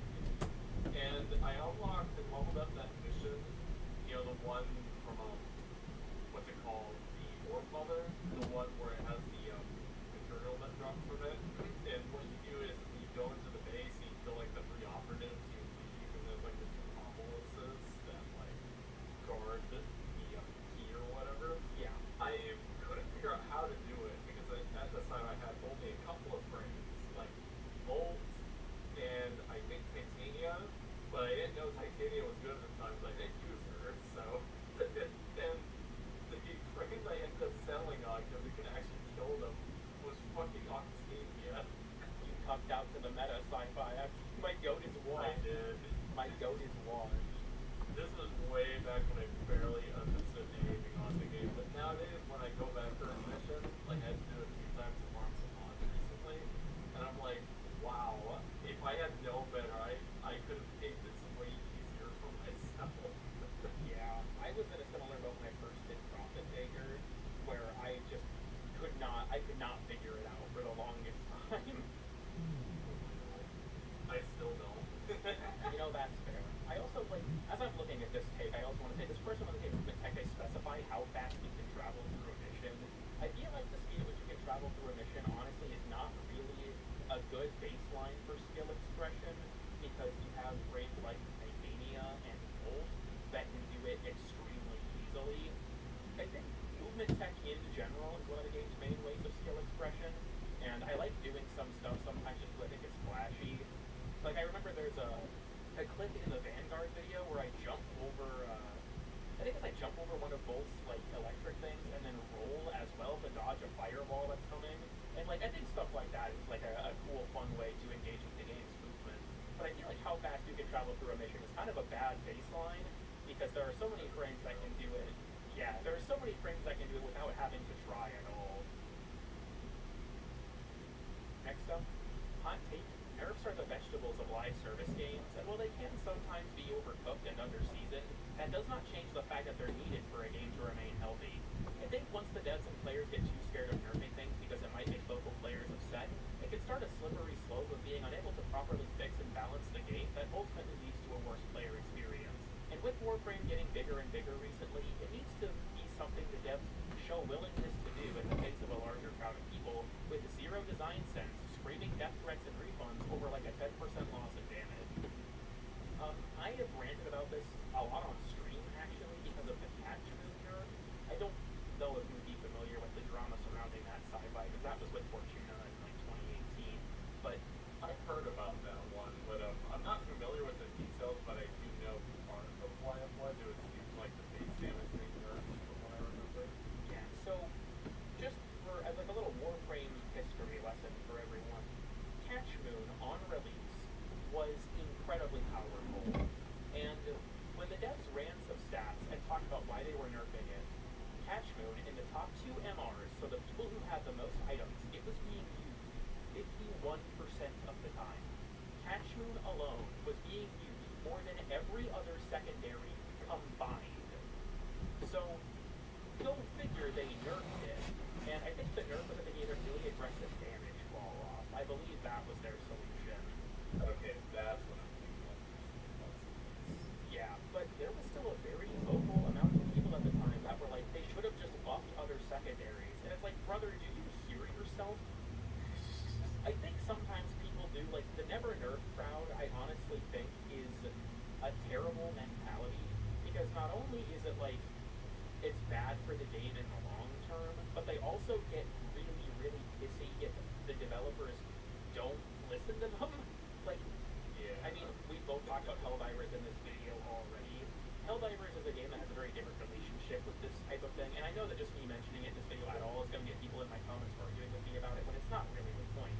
But I bring it up because I feel like the developers have also found themselves in a situation where nerfing things has become borderline impossible without getting a huge amount of pushback, even if a nerf ends up being justified, or like a certain enemy gets buffed in a way that's justified. It's generally not very popular, and I mean, Warframe's the same way. I think that it's not to the same extent, and obviously there are some nerfs that never should have happened the way they did, like when they have the base range of Mecha's floor augment. That was they gutted that thing. That was an interesting situation when that happened. or like, I don't know if you remember this, when Veilbreaker released, total knee-jerk nerf, all battery weapons had their ammo regen reduced because of the I AoE remember nerfs. that, yeah. They reverted that pretty quickly and admitted it was a knee-jerk response. But things like that I think are bad, right? But then there are things like catch move getting nerfed, or maybe this is the real hot take of this video. I think Dante getting nerfed was justified. The way they did it was bad, but nerfing him conceptually I think made sense. And there are situations like that where I think that like the player base hates having their power taken from them so much that even if it's probably better for the game in the long run to nerf something, oftentimes I don't think developers will. I mean, you look at Melee influence, right? It's been in the game for long enough. I don't think it's ever getting nerfed. And I think you can make an argument that it's bad for the game because it's so centralizing for many players. I still think that you should just not use it if it's hurting your build variety. But I get why some people feel like they have to use it. I've talked about this a few times when it comes to Melee influence actually specifically is I feel like the problem with Melee influence as it currently is not so much that it exists, it's the fact it's so incredibly easy to proc and use that it becomes borderline mandatory to use. Where I feel like what they easily could have done is just change the conditions where maybe instead of on electric status it would be electric kill that it procs instead. And it has like a chance to proc instead of being guaranteed. And in addition, maybe just improve the effectiveness of some of the other arcades or like change how some of them look a little bit. But when it comes to nerfs in general, I feel like the problem is it's like this. I think nerfs should happen in games that things are a problem.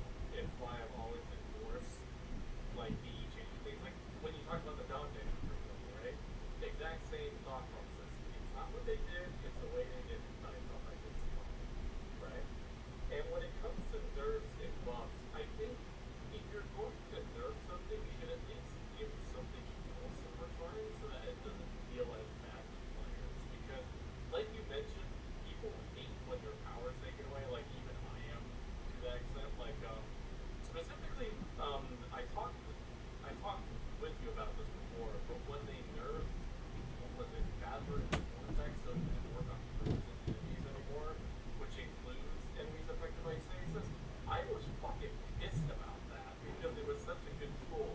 And then in addition, because of the way they nerfed it, because they said it was only meant to be for Dazzler and Vortex, it removed it for so many other grouping tools too.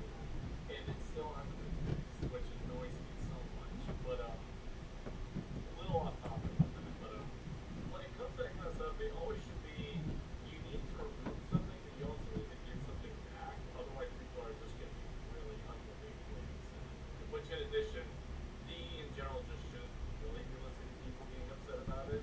It's why when the whole Dante situation happened, I think they took the wrong lesson from it, which was, try not to piss off the players. But at the same time, I also feel like you do need to give at least a little bit of something so it doesn't just feel terrible. You know what I mean? Yeah, I think Dante was an especially interesting case because I feel like overall DE made a lot of improvements in terms of like making the nerf feel more focused in terms of like what it was actually trying to accomplish. Because there were certain parts of Dante's original nerf that just made no sense. Like removing the status damage increase from Age Flight because it was technically not intended, I think was really unnecessary. And I'm glad that they kind of implemented those things back in. But I think that being a game dev in general, obviously I'm speaking from absolutely no experience. We are LARPing on this broadcast.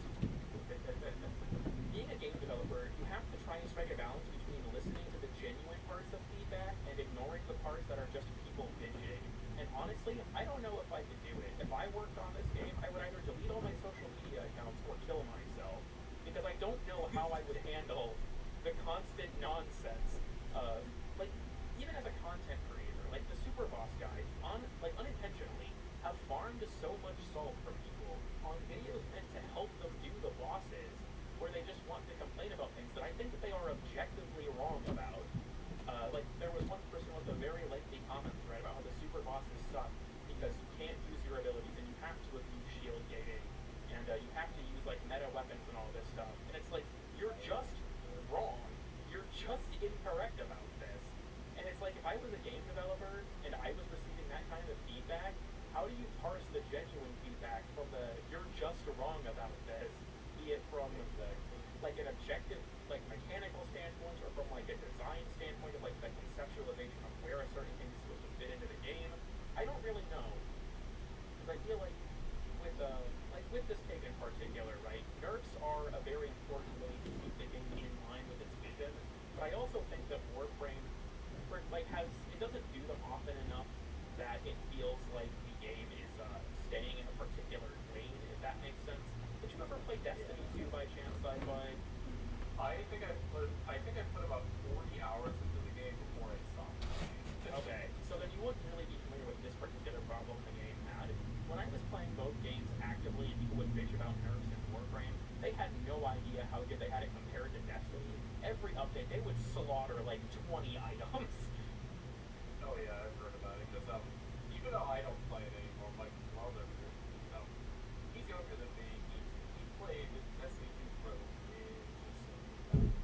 Like he doesn't play it anymore. But I would always be listening and paying attention to what was going on with the game, and he and I would talk about it from time to time. And like, my God, why? Like, why?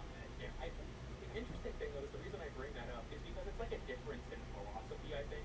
Warframe is a game where the power ceiling is continually getting raised at a pretty fast rate, and the developers are okay with that. But Bungie wants to try and keep Destiny with like a particular level of difficulty. Power creep has made the game way easier, don't get me wrong. When I first started playing the game during Season 7, like right before the Shadowkeep DLC, the game was very different. And then they did like a bunch of overhauls to their subclass system and a bunch of stuff. Good changes, but it undeniably made the game a lot easier. But because Destiny has content like Nightfalls and raids and, worst of all, PvP, there is a particular level of balance that has to be respected more than Warframe, which is why the developers have that relationship with the game, even if some things get nuked from orbit and they don't deserve it. It makes me think, funny enough, of okay, so one thing before I go on this tangent, I'm just gonna say to the people sending wicked death threats and like you're upset about stuff and farming salt. Put down your controller, go outside, and touch grass. If you like. Okay. It's back to it. But I think since you were mentioning that, I think the way Elden Ring actually handles is pretty cool. Question, Kugan, have you played Elden Ring? No. It's been a recurring joke with several of my friends. I'll get to it eventually, but I still haven't. It's pretty good, but the way Elden Ring handles that is like PvP and PvE are obviously very different. So what they did, because it wasn't like this on release, but they added this post-release, is that they made it so that the damage scaling and the way monks work in multiplayer scale different from how they do in PvE. So for example, there's a tier, for example, there's like a magic, I think it's called the magic tier, I believe, for the special class you use. Gives you a 22% magic damage buff, right? And I believe in PvP, the buff is scaled down, so instead of being 22%, I think it's like 12% or something. So it's like a much smaller bonus, but it's still not enough where you don't want to use it because any buff is obviously helpful. And then like how some of the talismans, which are like the pickleable mods in this case, also function slightly differently too. So that way it's not like you can't just take the PvE level of power you get and then bring it to PvP where it's like a completely different ballgame. Yeah. Destiny was the same way, actually, in terms of like individual balancing for each. I think the thing was that sometimes a nerf for one activity would affect the other if the item was like fundamentally changed, if that makes sense. And then there's also the issue of some items were very obviously made for one or the other, and you wouldn't really use them in the other like space of content. So they're kind of different ballparks there as well. Like there was a very infamous item called One-Eyed Mask. If memory serves, if someone shot you, it marked them and gave you a damage buff against them, which was obviously ridiculously strong. Really cool, actually.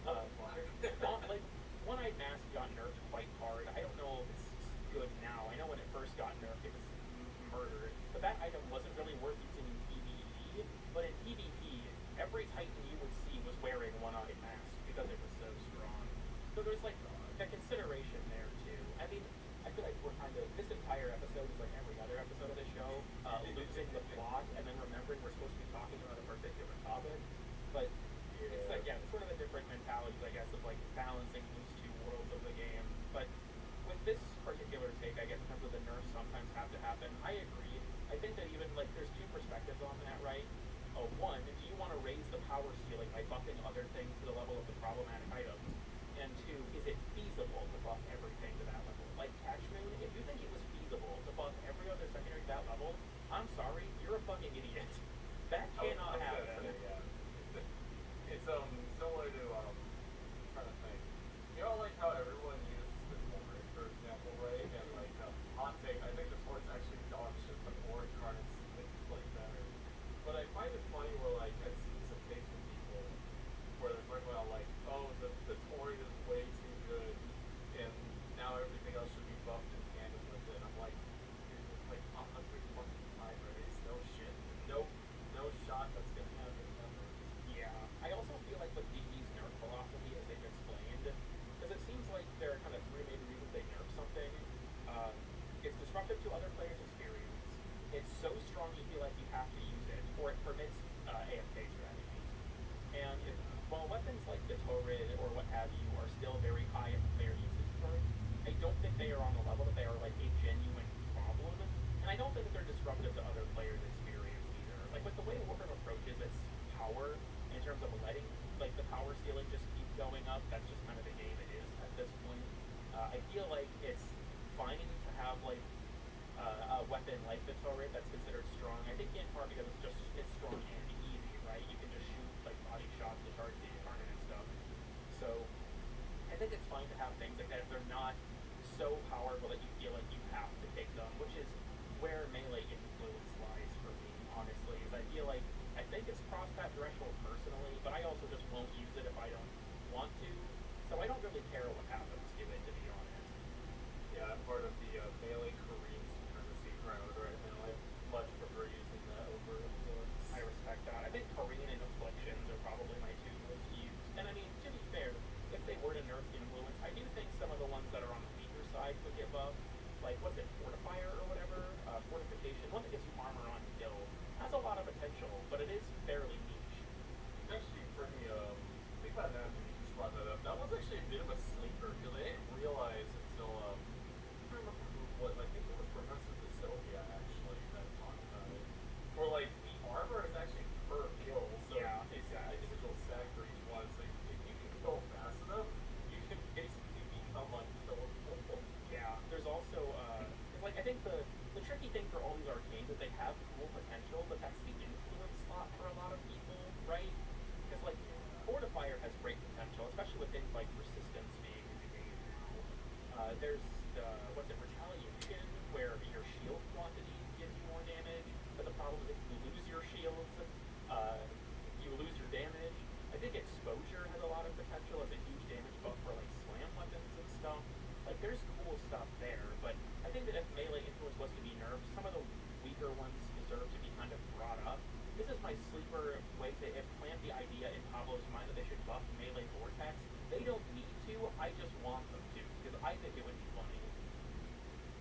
Make it work on status rather than on kill, and it would be perfect.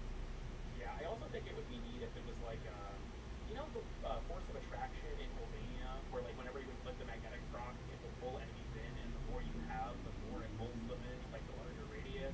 I kind of wish Vortex worked that way. Maybe that would be too overpowered, I don't really know. Possibly. I mean, I would love that, because, like, the only reason, like, the whole reason why I stopped using Vortex personally is that it was one of the things hit by the frozen enemies nerf that was talked about earlier in the video. But I just love the concept. I just hate how it doesn't work on status. Like, I don't get why it's on kill. Like, it doesn't make sense. Yeah, I think that's totally fair, especially because it's not guaranteed. It's like, what, a 45% chance or something? Yeah, and it used to be 25%, if I remember correctly, before they buffed it. It's like some of that kind of stuff is a little questionable, especially with something like influence being in the game.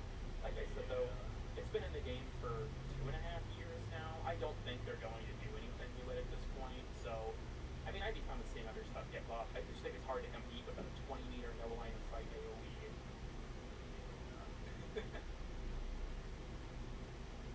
Okay, so this next hit I saved specifically because I wanted to do it again for this episode. Oh god.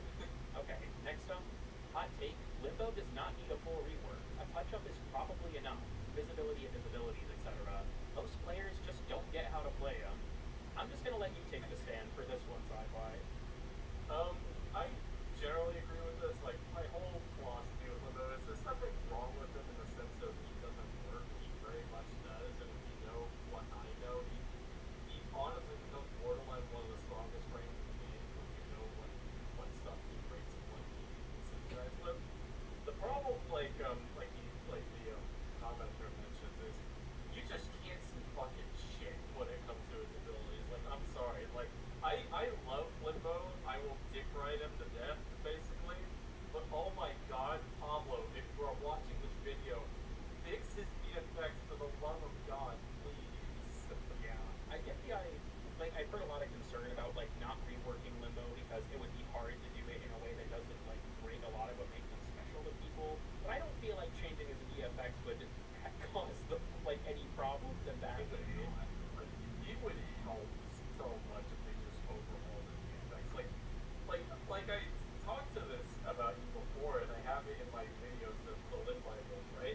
Just give the enemies phantom top hats. It'd be goofy as hell.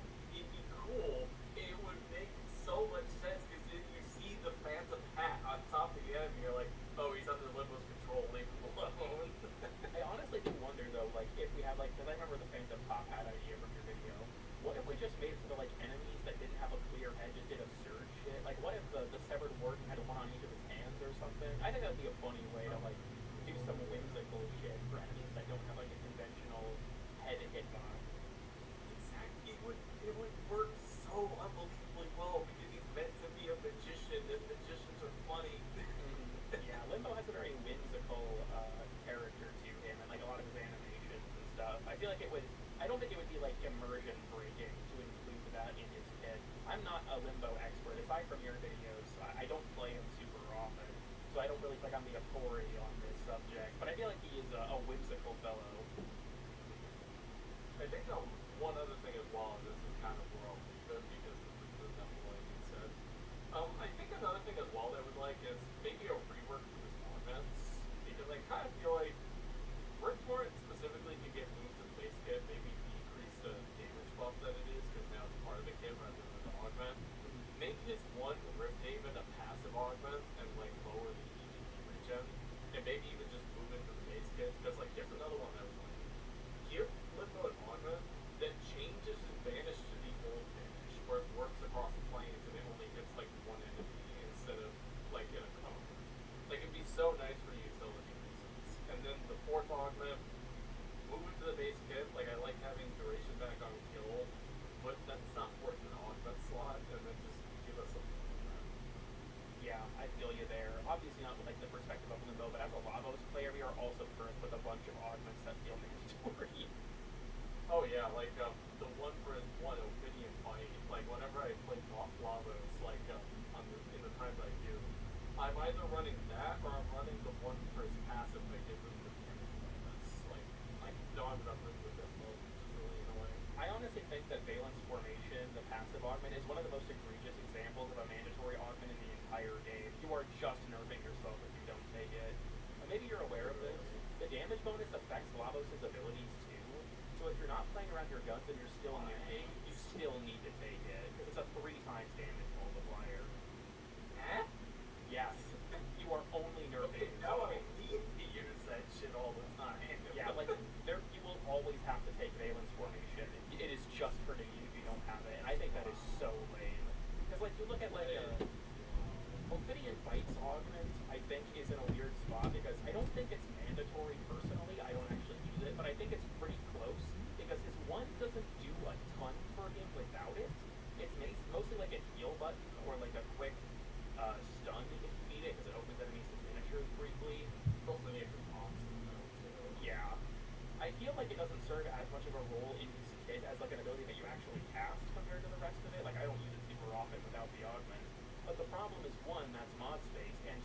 lingering transmutation, which is also really good.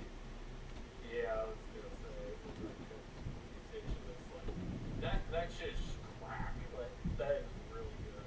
Yeah, I especially like how lingering transmutation lets you control space with Lavos' 3 in terms of like if you build for high range, you can use it to control like a choke point or something. I like approaching it in that way. The problem is I don't have 3 mod slots available for augments, Pablo. I can't do this. One of them has to go, and it can't be Valence Formation. Yeah, the valence formation, like Jesus Christ. Now that you mentioned that affects abilities, you're like, oh my god, that is like actually one of the best augments in the game, without question. Oh, it's even weirder. So I don't know if you've seen my video on Valence Formation. There's some information that it didn't contain because I forgot or just didn't know it. Valence Formation works on certain element abilities. Namely, it works on Breach Surge's Surge Sparks and Nova's, whatever they're called, Null Stars. No. Those can both inherit the element bonuses. And also, for some reason, Valence Formation boosts the damage of procs that existed before you had a matching elemental buff. If you inflict a heat proc and then use Valence Formation after it's already been inflicted, you will still gain the damage bonus. See, Pablo, what did you do, man? What were you smoking? Valence Formation is so overpowered. Like, because it's also, unlike elemental ammo, maybe you know this, but with how elemental ammo works as an extra instance of damage, if you kill an enemy in one shot, elemental ammo never applies. Which is why I think Cyto 9 giving a double elemental ammo bonus, like the sniper rifle, is funny because it actively hurts it when you proc its infused elements. Valence Formation does not have this problem. It will still proc its elements because it's not a separate instance of damage. So if you're using like a sniper rifle or a bow or something like that, the only issue is natural status chance will override it, but the 200% bonus, the elemental bonus, works its way into your natural status chance on top of the guaranteed proc. Valence Formation is a fucking catastrophe in terms of how strong it is. It is ridiculous. God, now you're making me think of fucking Purpose Part and how much bullshit it does with weapons too. Like how it buffs Null Stars, it buffs the Temple's like fire towers or whatever it is. It buffs that too. I don't actually know if Valence Formation does that. I mean, obviously the Atomic Cycle video, it buffs that for some reason. Where's the buff in fucking Atomic Cycle? I have no idea. I think that like how it works is that it's technically a buff on Lavos himself, and it's an extension of anything that he inflicts. But weirdly enough, the Atomic Cycle's rockets don't do it, but I think the reason it works on the Atomic Bomb is because you technically jump off of the bomb, like the Atomic Cycle when the bomb detonates, so the bonus is considered again. It's fucking weird. Okay, I guess I know that there's a lot you probably could say, but I imagine a lot of it's been said in the Limb Bible. Is there anything else you want to say for this take, or would you like to move on? I know we've been doing this for a bit. Yeah, nah, this is all I want to say in regards to like anybody who's watching who's a Limbo hater, I'll say this: he doesn't need a rework. He just needs to be able to see what the fuck he's doing, which I agree. He's this. Yeah. Alright, I will say, if we're gonna move on, I need to get up for a second. I'm on my 3rd bottle of water, and this is, I'm going through it too quickly. So I will be right back. And again, like, we've been going for an hour and a half. If you need to leave or anything, just let me know. We have 3 actual takes left, so... Yeah, no worries. We should be able to get through them. Like, I don't got anything planned. Okay, then I'm gonna get up for a moment. I'll be right back. Right, now let's go. Like it's no problem. We can have a little bit of top hat culture going on in the background here. You see, I am a simple man, and I like trapping top hats to my little orbiting earth, you know. And it's why we call it top hat culture. I don't know what the fuck I'm saying. The only thing we content out of this would be them through and hears this shit. Alright, next up. This is probably a skill issue on my end, but I'll say it regardless.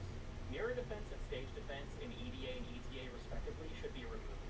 Having to babysit a stationary objective while getting shredded yourself is incredibly frustrating when you don't have a frame with CC. And considering the random loadouts, you'll probably not have a CC frame. I say this from a solo player perspective,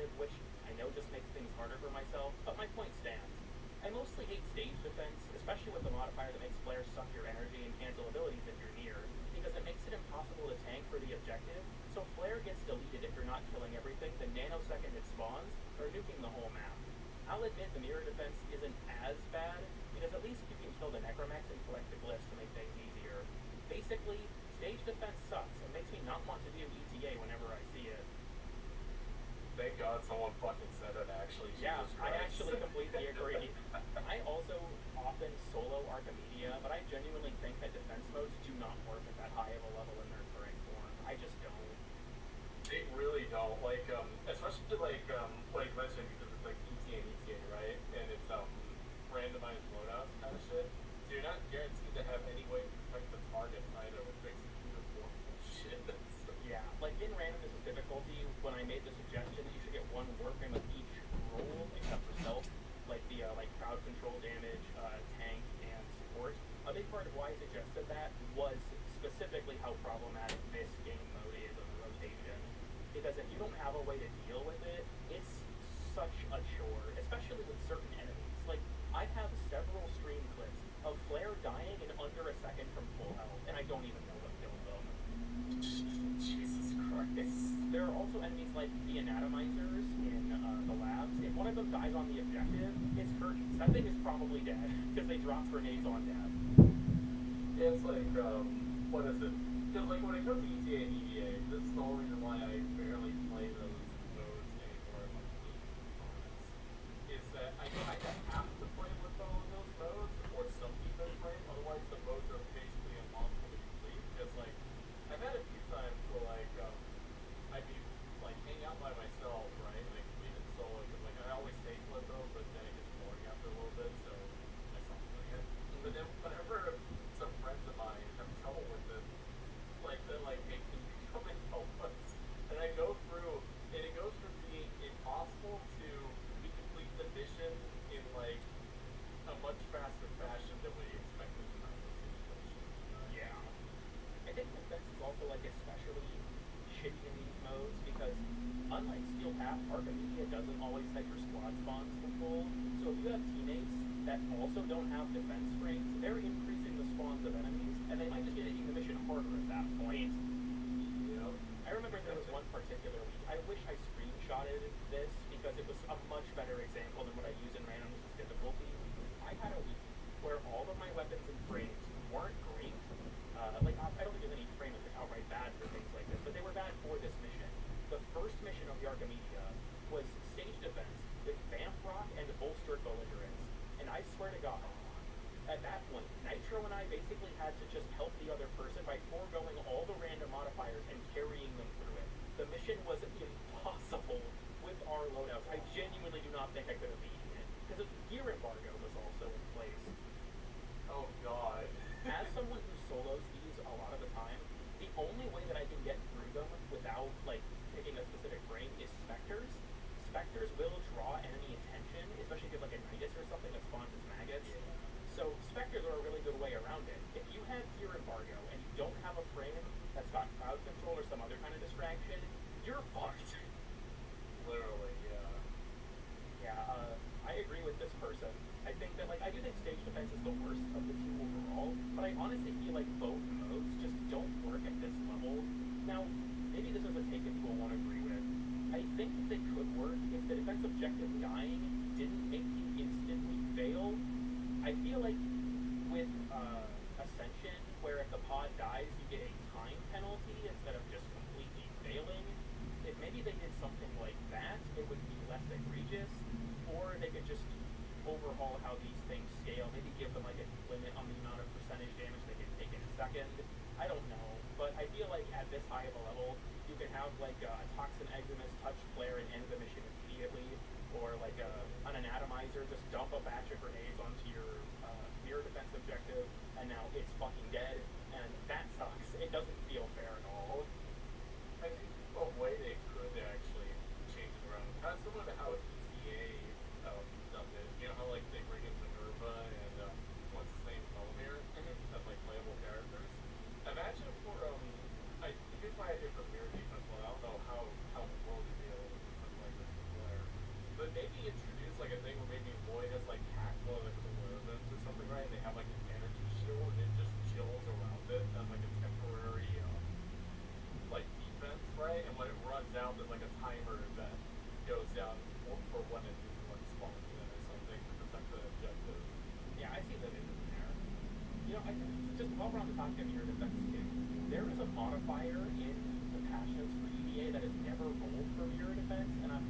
I think it might be the most unfair modifier specifically for solo players. I don't know if you're familiar with this.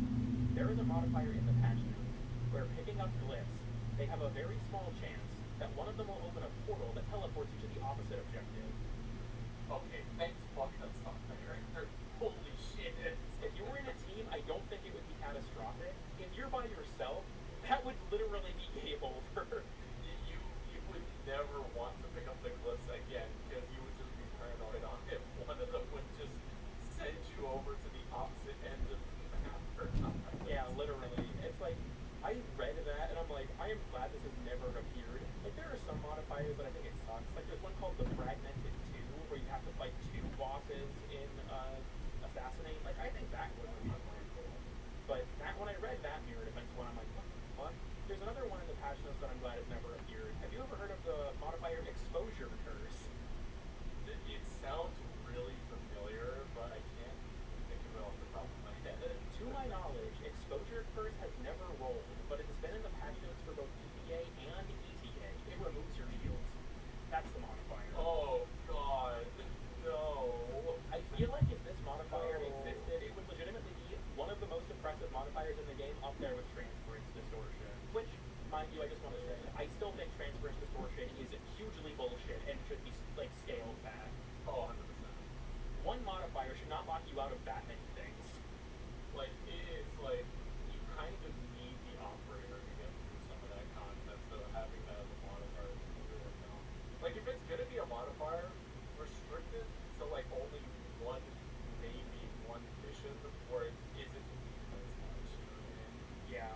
There was a concept in, like, when I did randomness of difficulty, I had, like, a section about focusing on modifiers over random loadouts, and having, like, doubling down on the rock, paper, scissors design of certain modifiers, because if you can pick your stuff, it's not as of a, like, a bad way to pick things. Yeah. But some people left comments about an idea that was really interesting to divide, like, a problem with modifiers currently is that they're all treated equally. So you can have, like, Dull Blade, which is 50% reduced combo gain and doesn't really matter most of the time, right next to Transference Distortion. They're, like, on the same footing. So some people pitched an idea of, like, what if you had different tiers? So, like, say there was tier 1, 2, and 3, and tier 1 are the easiest modifiers, but they give you, like, 1 research point. Tier 2 are, like, medium difficulty, and they give you 2. And then tier 3 modifiers give you 3 points, but they are the most oppressive, like Gear Embargo and Transference Distortion and stuff. So you would have the ability to actually use the modifiers as a difficulty slider almost, where you could kind of pick how you want the difficulty to come out. Like, do you want to take a few really impressive modifiers? Do you want to take a bunch of easier ones and like a few medium difficulty ones? Do you want to take mediums and then take one really impressive one? And I think that that approach honestly could work really well. That would really work, because then it gives you the option to approach the mission how you want to on your own terms, rather than necessarily having full control of it, be over the mission / theme themselves. Yeah. But I also feel like part of how they need to fix that is, like, tweak how the randomness of weapons works, right? Like how you mentioned, it should be at least, like, 1 defense, 1 offense, and then, like, 1, like, I guess healer in this case would work. So that way you're guaranteed to have everything you need to get through the mission, depending on what is ruled. Because I feel like in the current state, like, especially with that modifier, like, the one that you mentioned where, like, teleports you across the map, right? I've had that fucking happen with Acolytes, and then the objective just instantly dies because I can't get to it. Yeah, I just want to say, whoever at VE, when they added the Acolyte, decided to add an Acolyte who dispels your ability when you're close to him, and then gave him the ability to teleport, should have been fired. Oh, yeah. I hate violence so much. Yeah, like, I fucking hate. Here's the thing. I don't hate violence as much as any other people. For me, what's his name?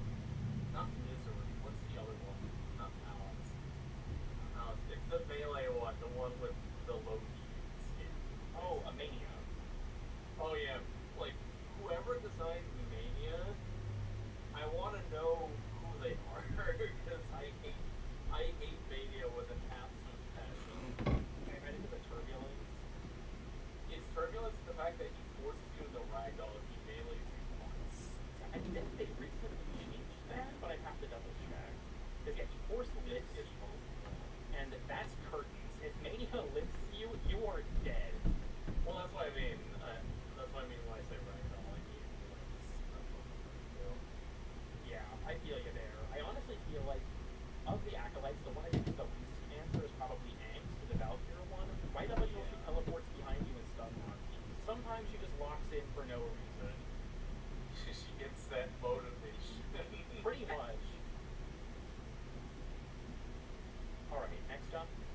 Teshin's death did functionally nothing for the story, and at first I didn't even realize he was dead until I saw his force ghost in the relays. Give us a way to bring Yuziri's Teshin to the relays or something. I don't know. Just have something other than the specter of story beats long gone as mission control for Steel Path, I guess. So, you know what I think is funny is that I actually kind of agree with this person. Teshin's death was handled really poorly, if you ask me. Yeah. So I think there are parts of it that I do like, but then there's the fact that he kind of comes back as the new Teshin, and I'm like, why did you do that? Like, don't get me wrong, I think he's cool, but why? Yeah, I feel like Teshin's death for me kind of is weird because I feel like he gets done so dirty. Like, I think that Teshin dying is not a conceptually bad thing, but the way that Era just kills him and that's just the end of it. Like, I get that the shock is supposed to be sudden, like, oh shit, he just killed Teshin, but Era does literally nothing for the rest of the game. So he's like, the fact that Teshin didn't even die makes him go from fraud watch to fraud warning. This motherfucker does nothing.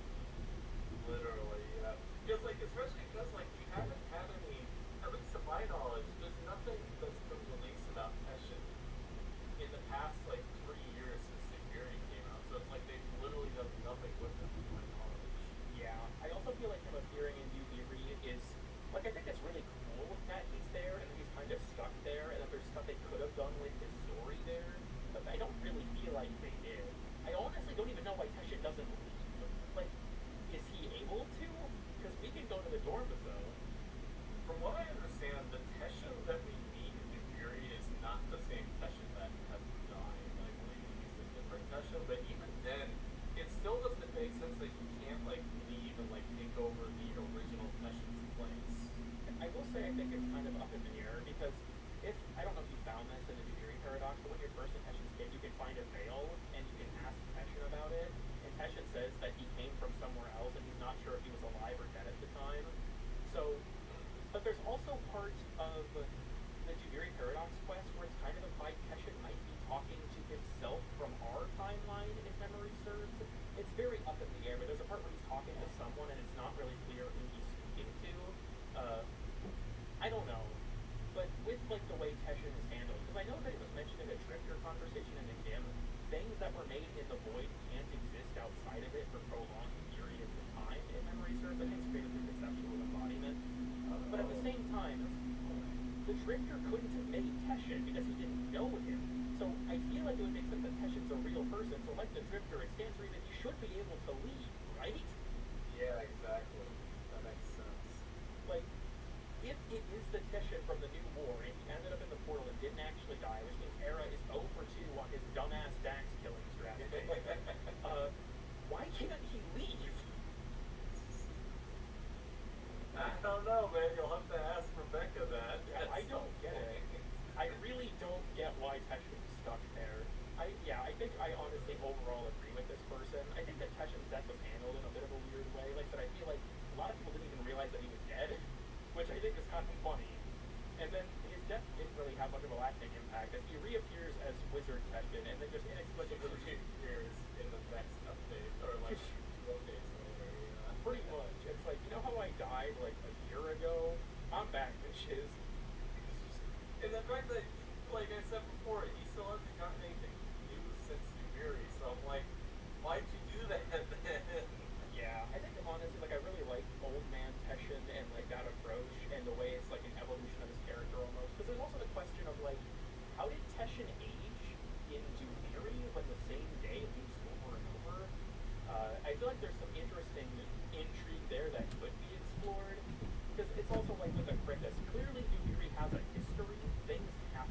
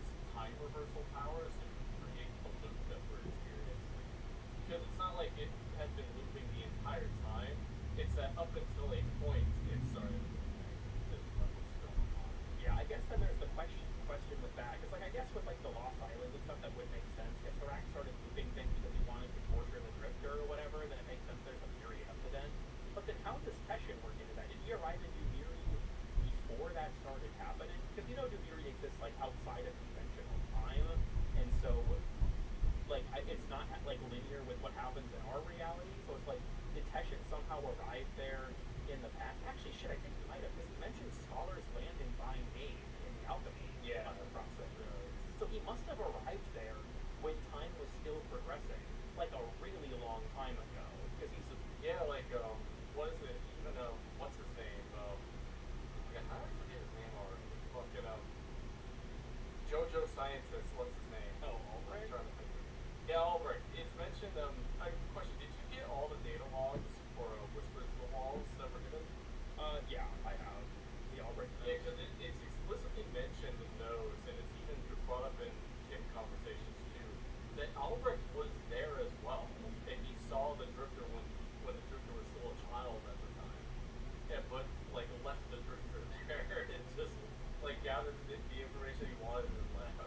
Yeah, I know there was like a log about that and like how it changed his perspective on resisting the indifferent because of how his daughter was handling it. And Scholar's Island, or Scholar's Landing, the island in Weaver is the island that Albrecht like built during his time there as well. You know that like Brax refers to Araxia as the Scholar's pet and things like that. Yeah, I guess interesting lore revelation. I never really thought about the fact that like, yeah, shit, Heshen must have arrived in New Miri like decades before the quest happened because he couldn't have aged otherwise. Exactly. Man, if only they would actually expand on this character more. I feel like there's some stuff here that's just not really happening. He gives me more fishing than you hear more. My life is yours. Yeah, like we had, obviously there was the Araxia update. I don't even know, I don't think Heshen appears in those missions though. No, it's what's his name? The little shit. Braxton. But like, I don't even think he's in his cave or anything. I don't think Heshen is like anywhere to be seen. I think it is literally just Brax. Which I wonder what happened to him then in that case. Like maybe he lost his team or something. He's on break. He's like on a retirement. He's left New he's gone to Earth, and he found like an old like Disney park or something with like the edge of a lake and is just chilling in a lawn chair or something. You just like find it in the Cetus market, like haggling people. Like I used to slice open people with my katanas. I feel like old man Heshen gives me the vibe that he would see a Grenier and call them a bad rat. That's just the impression I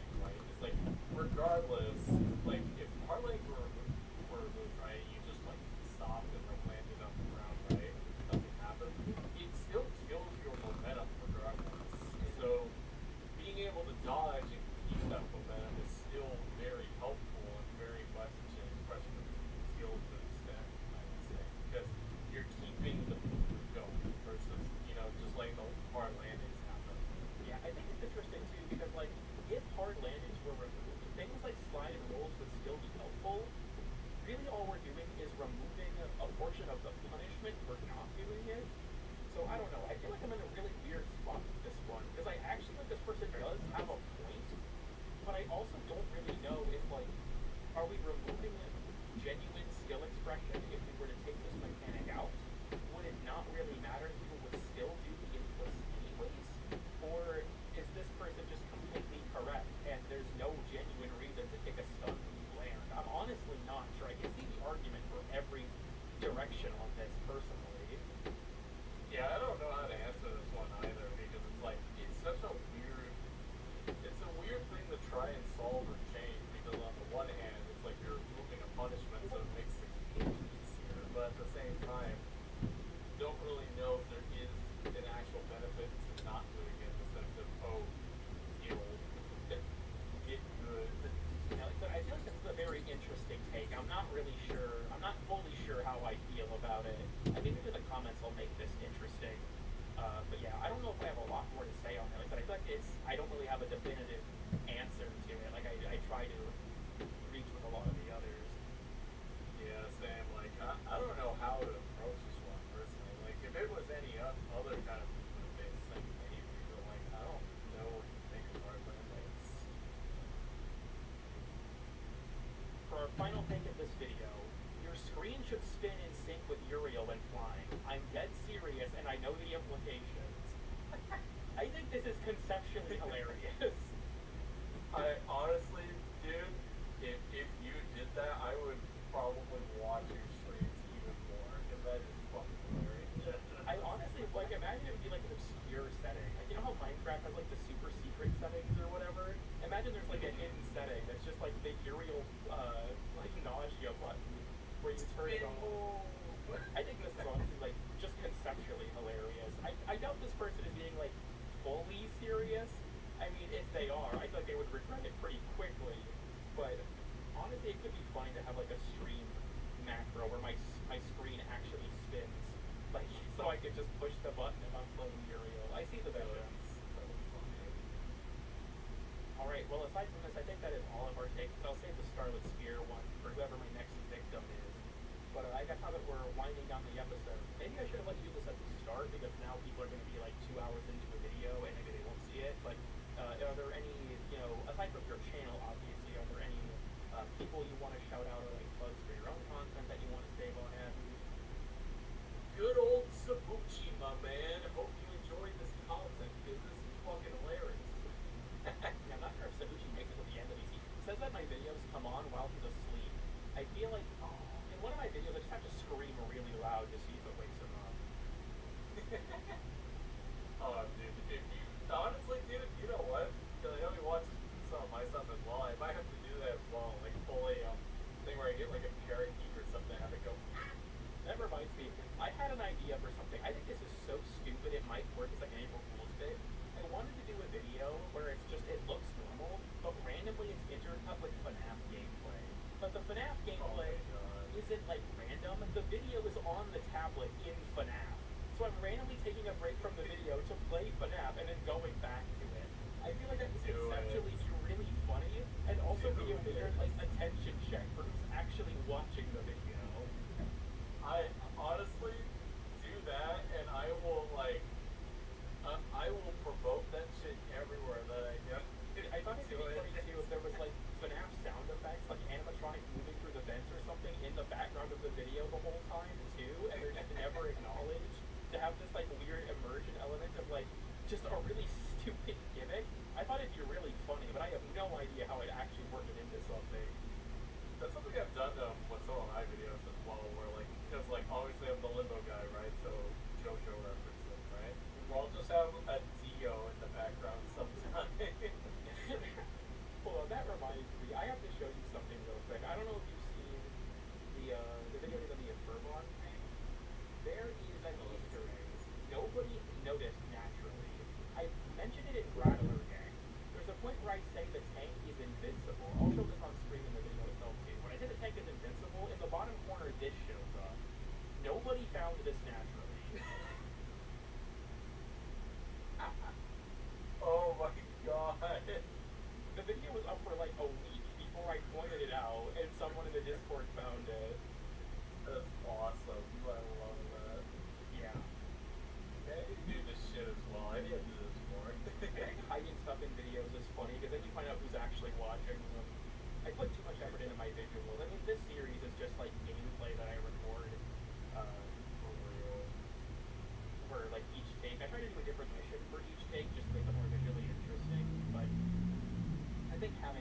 that is. Maybe I'll hide something in this video. Maybe I'll have like one frame of some bullshit show up.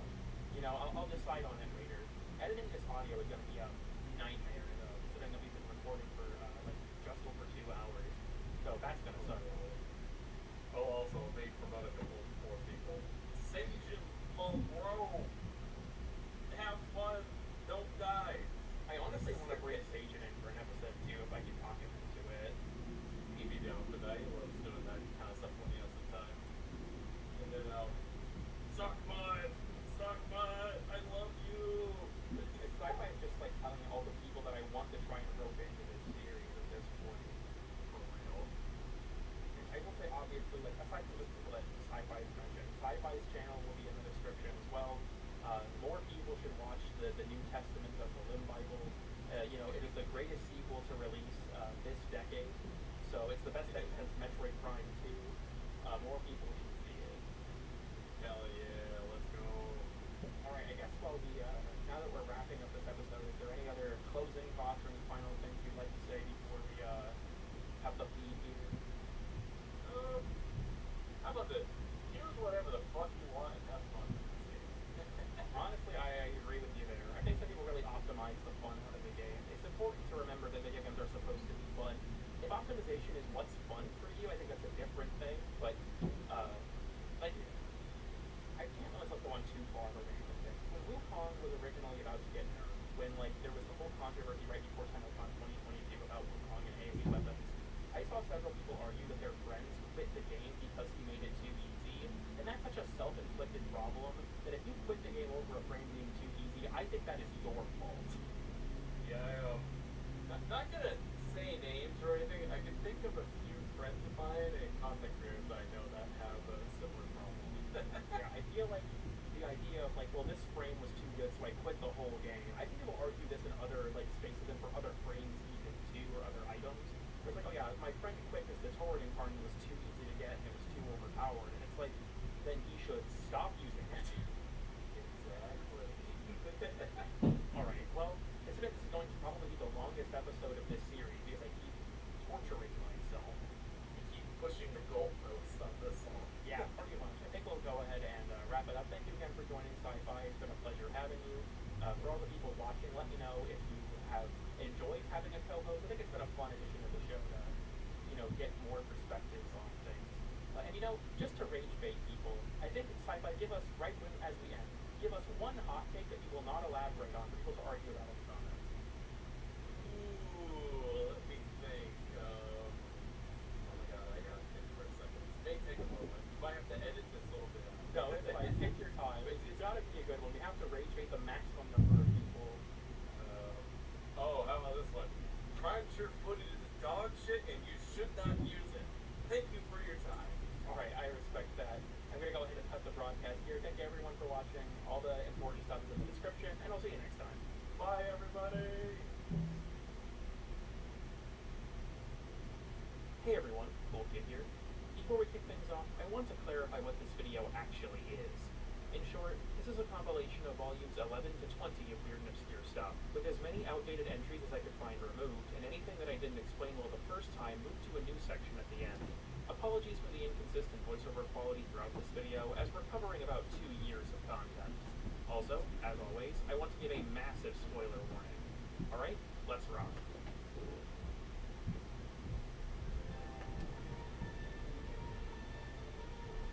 Nisha's blazing chakram can be detonated midair like a glaive if you press heavy attack while in melee mode. It only explodes if it's on its way back to you though, otherwise it just returns immediately. Certain cosmetics, like Lavos' gloves, wing ephemeras, and the Imugi Prime shoulder armor, disappear when aiming down the sight. Zaku's Vast on Time explosion deals void damage, meaning it can kill the Legatus special attack modes instantly. Random crowns can be picked up by Vortex. The credit drop increase from Secure Electa scales with Mastery rank of all things, going from 2 times credits at MR8, where the weapon is first obtainable, to 4 times credits at MR18. Allied specters from other players become hostile after a host migration. The fragmented Anchorite can be staggered by his own lasers. Dagger heavy attacks open enemies to finishers. Iron Renewal and Reckoning's armor strip can be done when standing on a village's first ground. In this Jupiter tile in ESO, Oxygen can be dropped by destroying the machinery around the map. Glass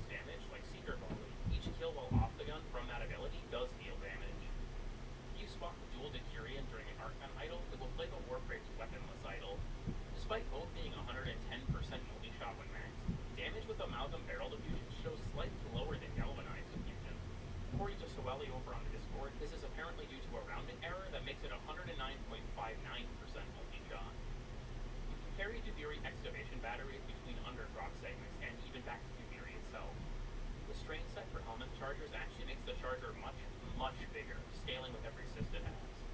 Terminals and mobile defense only appear after the previous one has been completed.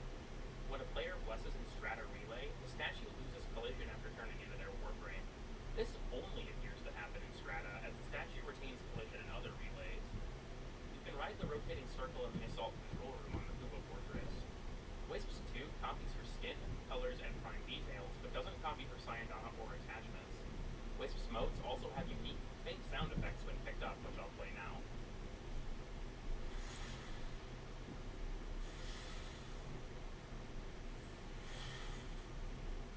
Wisp also has a unique walking sound like Cyanax and Lavos, being a more ethereal sound as she floats.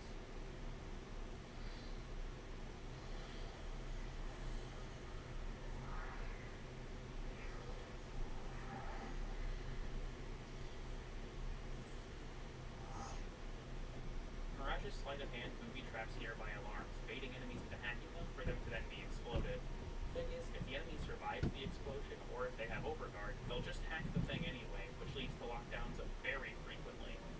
In armor hacking, if the line is vertical or horizontal, you have an axial symmetry, but if the line is diagonal, you have central symmetry. This isn't really that obscure, it's honestly just kind of weird. Catalyzing shields is the only corrupted mod to not have a prime frame and weapon on it. Stalda's All-Fire won't detonate if shot in water. You can cast Parasitic Link on Hall of Mirrors clones. Only Stefano and Umbriel can be turned into Fissure missions on Uranus, because missions that can go Sharkwing aren't eligible. Next here is a little New War lightning round, courtesy of Ellie over on the Discord. First up, Teshin can bypass the elemental gimmick on Sentience by performing finishers. Teshin also has different combos for each alignment, and his Orbeus absorbs the element he's using. I'll link the full video we posted showcasing this effect in the description. The Drifter can kill Pobbers and veiled enemies during the Veil segment of the quest by slide kicking them. Alright, back to normal. The Jackal shrinks massively when paired on finisher, and conversely, two-row finishers often fuck with scaling too. Was that in the prior episode? I don't know, this is season 2, we're just gonna remove that shit. Syndicate Deathmark transmissions can cover hacking screens, which is honestly just really funny. Liches can grapple and throw excavators, which... what the actual fuck? Arcane Intention, which gives more max health for every channeled ability active, considers a lot of weird stuff to be channeled. This includes Tectonics, Mass Vitrify while it's casting, Immolation, Kinetic Plating and Redline, Arc Sphere and Coil Horizon, but only while the spheres are in motion, all of Hildred's abilities, including Pillage, Lavos and Spiral Rush, Stasis and Cataclysm, Magnetize when hold cast, Ballistic Battery, Divine Spears, Hallowed Ground only if the augment is used, Larva, Mind Control, Crucible Blast during the cast animation, Reeve, Well of Life, Will-O-Wisp when tap cast, Cloudwalker, Defy, Marilina, and Riptide, but again only when tap cast. Weirdest of them all though is Ibarra, who has all of her abilities counts. This makes sense for most of them, but for some reason, Quiver counts as channeled as long as the arrow is actively airborne and it stops counting when it hits something. You can use Navigator to prolong this, and as it's also a channeled ability, this doubles the bonus health. Necros' Shadows can proc arcanes that require specific damage types, like Cascadia Flare, Primary Blight and Frostbite, and Conjunction Voltage. They also benefit from certain gun degrees, like Hornling's Aid. Corinth's sound for pumping the shotgun changes when it gets low on ammo.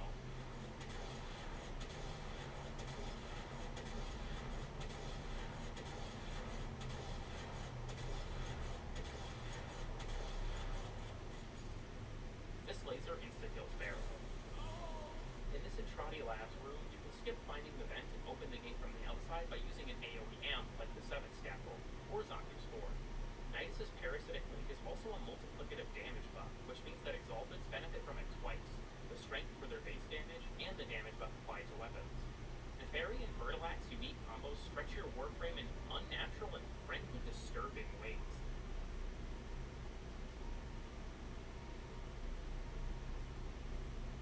When previewing the new Strange Quest with certain Graves equipped, their non-interactable attachments will be placed on Chroma. As a few examples, you've been seeing Sevagon, and this is Amara Prime. For some reason, the Arc Melee Elemental mod for Electric is 11 drain instead of 9 like all the other elementals. Syndicate medallions can be turned in to go beyond the daily cap, but this seemingly only works for traditional syndicates, not groups like the Kavi most weapon types, Wisp stays loading when she aims down sight with the bow. Captured Solaris and Fortuna bounties can take buffs that affect allies, like speed. If you jump high enough to peer over the lasers, you can also teleport inside as Ash or Loki, though this only works for some locations. Let me. Unstuck, put me back in the cell! Oh shit! Oh no! They locked my ass up, please! Let me out! No! I didn't do it, I didn't do it! Enemies summoned from this void portal in the labs don't scale with level, instead being stuck at 55. Ceto's alt fire doesn't require ammo to shoot, but can't be fired if you're out of ammo.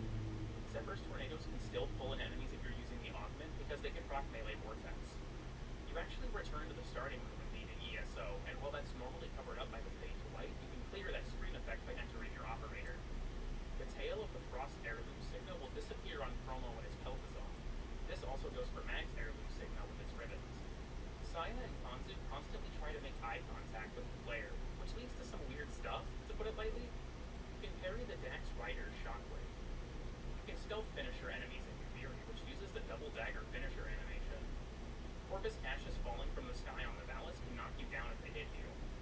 Exiting Duviri has a chance to show the void blue a skybox from the second green. Heralds can knock themselves down with their own tornado. Arcus Aeroswarms also have friendly fire enabled. Hitting a grounded gravid Blastema that hasn't broken with the fishing spear causes some weird stuff to happen. You can farm melee combo after downing a conservation target with the Trank Rifle and then hitting them repeatedly. I said I was going to stop abusing Verminx for this series. Bone Widow's slide attack absorbs the damage of her Iron Bride if you have it active. Synta's pieces have a unique model when dropped. Necromanx will actually scrape their head against the tops of doors and railjack tile sets. The drone objective for Narmer bounties on Fortuna contains this custom drone, which... Ew, what the fuck is that thing? Narmer also has the unique Narmer Arachnoid as its bounty objective boss, which can actually drop ambassador parts.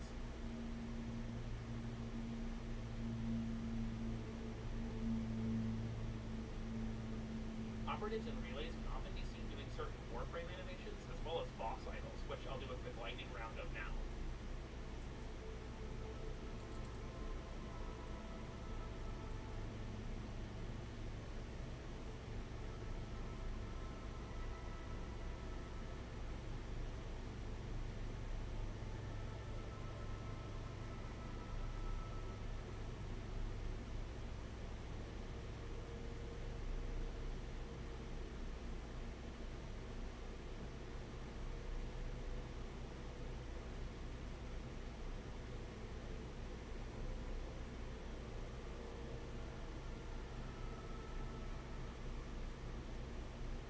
Terry can spawn during the day if you load right during the day-night transition, which causes him to get stuck wandering the same straight line back and forth.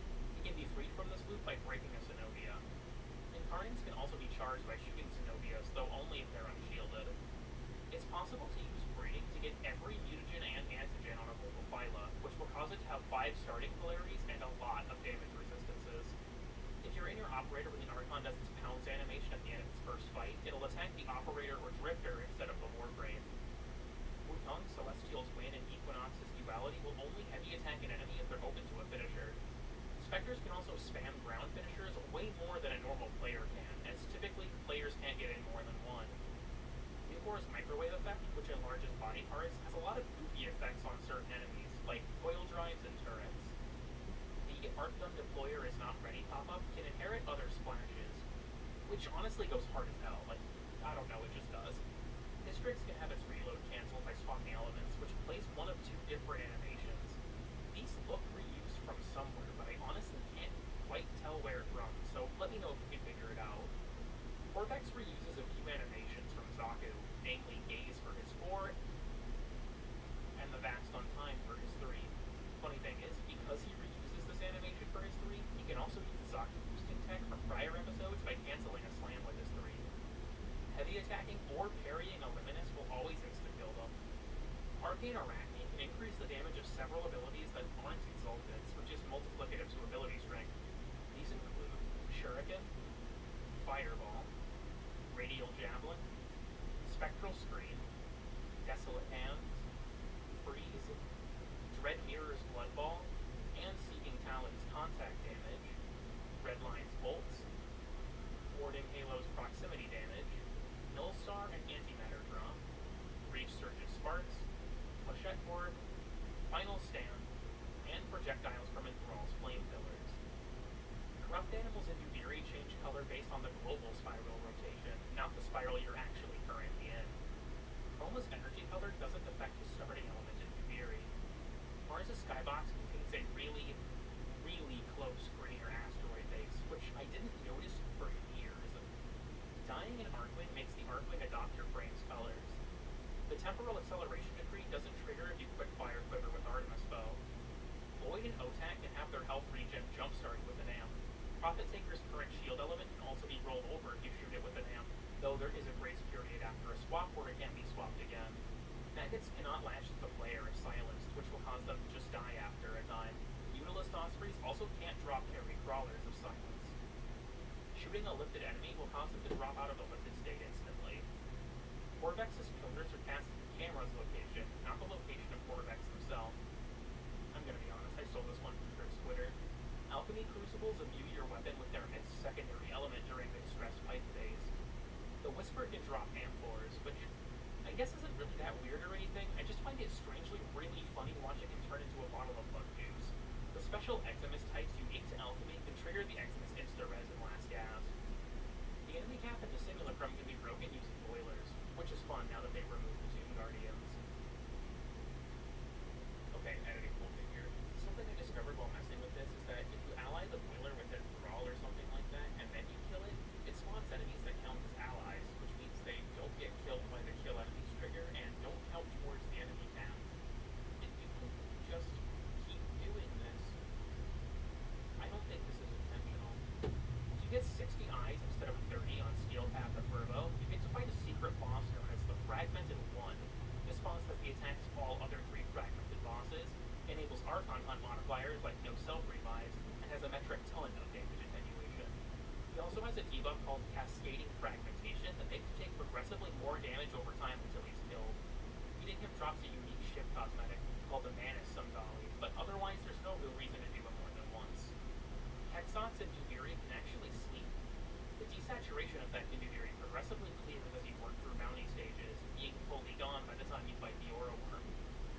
Direct kills from Bladestorm can trigger finisher decrees, like how it works for Arcanes. Certain bosses can be enthralled or mind controlled, such as Corrupted Lord, Let Grill, and even the Rogue Necromex in the labs. Let me know if you guys have any others. I think this one's kind of fun. Bolt Speed interrupts ground slams when cast. Speed, Switch Teleport, and Wormhole all can be used to speed up drones on the planes, as well as Lloyd and Otak and Isolation Vaults. In this Deimos Isolation Vault tile, you can shoot reactive crystals around the room in order to build a Void Portal, which contains a broken Necromech and a few crates. I'll show the full puzzle now.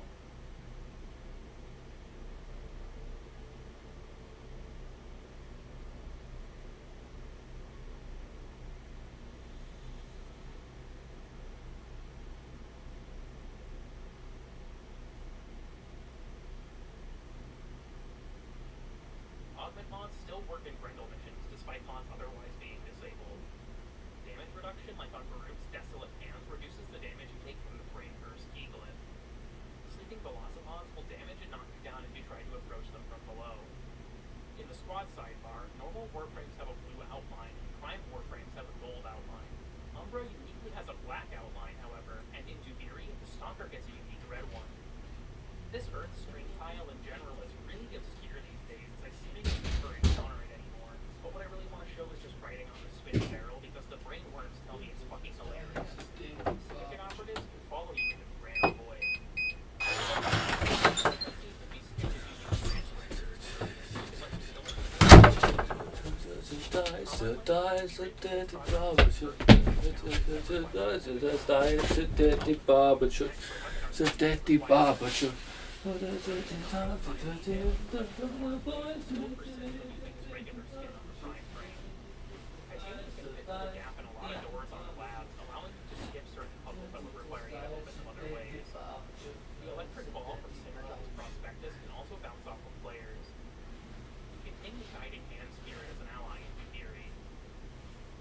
Cultural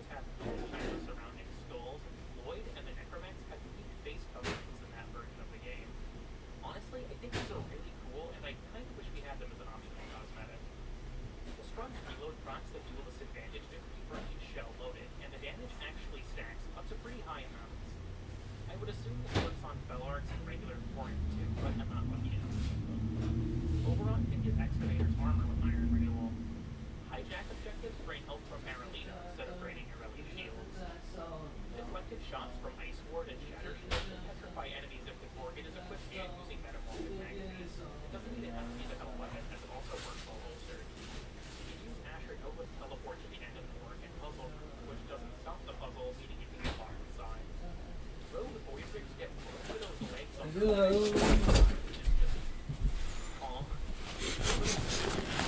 Else that won't be picked up even fire while you're in it.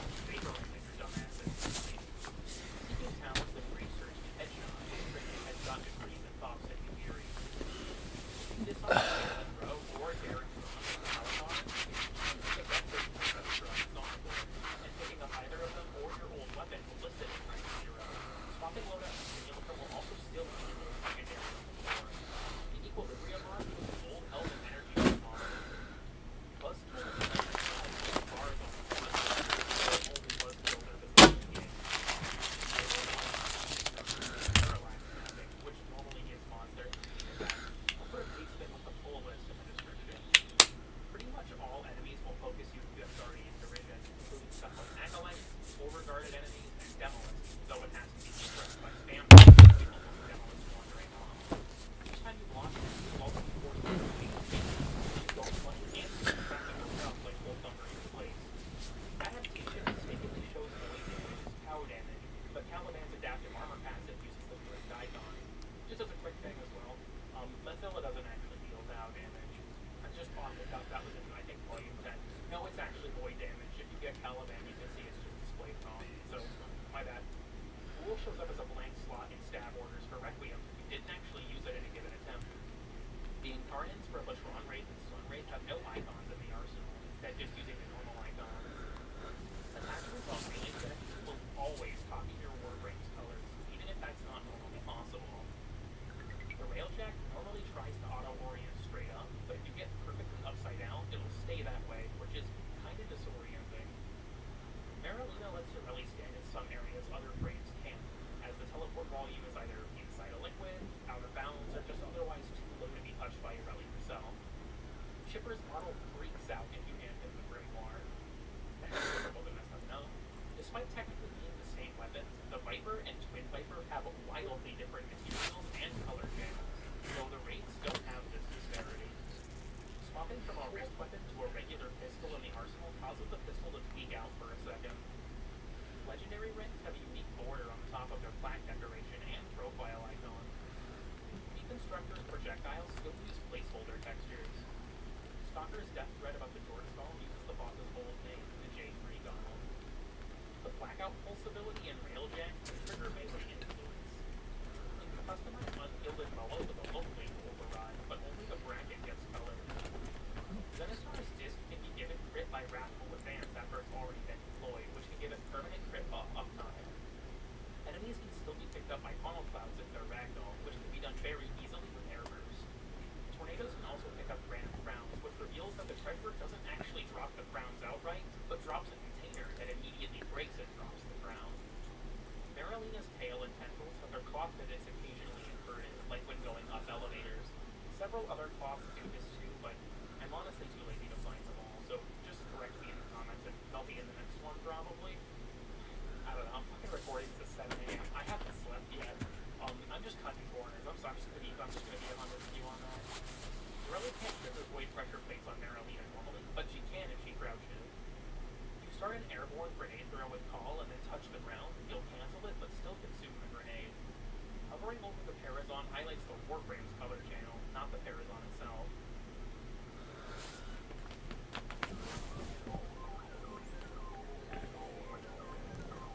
Revenant actually has two different types of thralls, called Alpha and Beta thralls. Alpha thralls are created when Revenant enthralls an enemy directly, or when an Alpha thrall damages an enemy and converts them.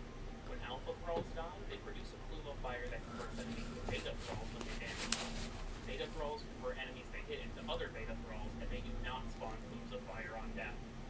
Different bows have different visual effects when their arrows strike a surface.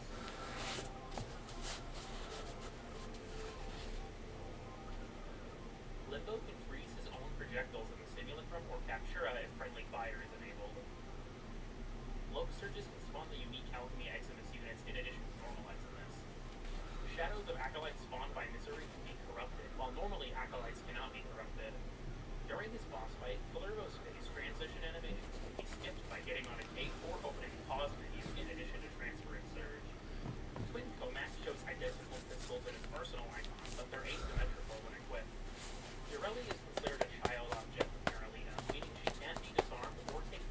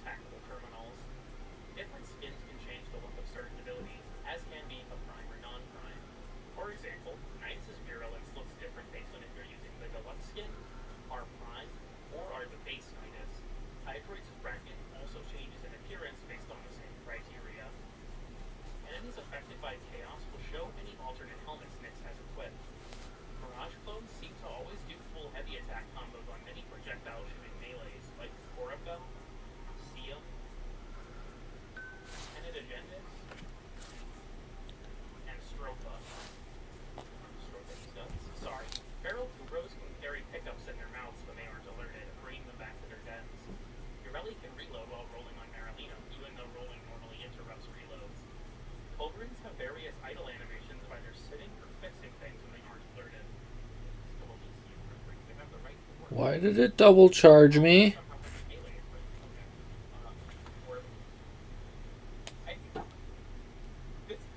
Oh my god, no! No, the whole contraption!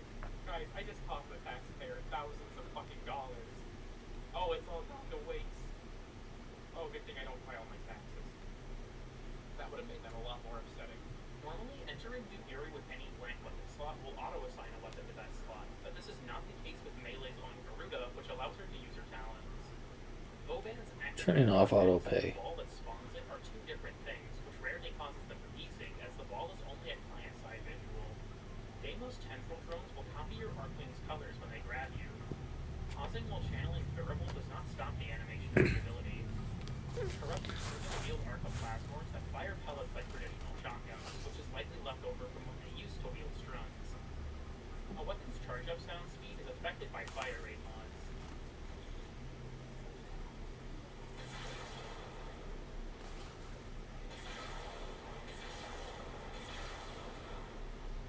Though Takato's testing showed this is not the case for at least the following weapons.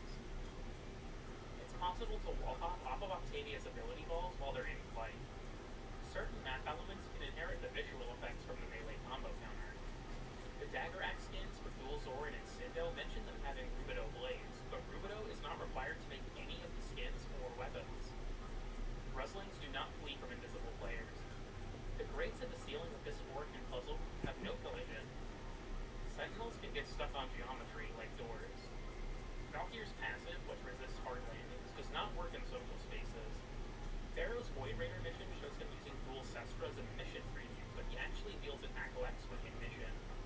You can't ground slam with a glaive while aim gliding, but you can heavy slam.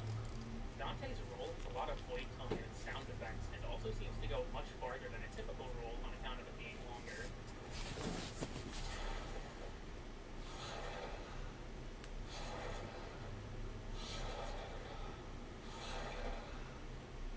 The tendrils from the Lok's Embrace ephemera have their shadows spawn much sooner than they actually appear.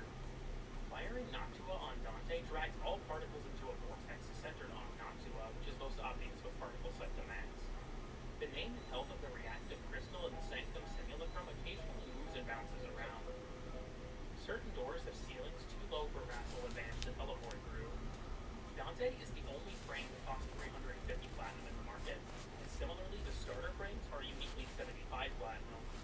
Companion clones from Duplex Bond still spawn in Razorwing despite Titania's companion normally disappearing. Melee attacks can be performed during Redline's casting animation. Melee attacks that send you forward can have their momentum multiplied by using abilities to make the base velocity.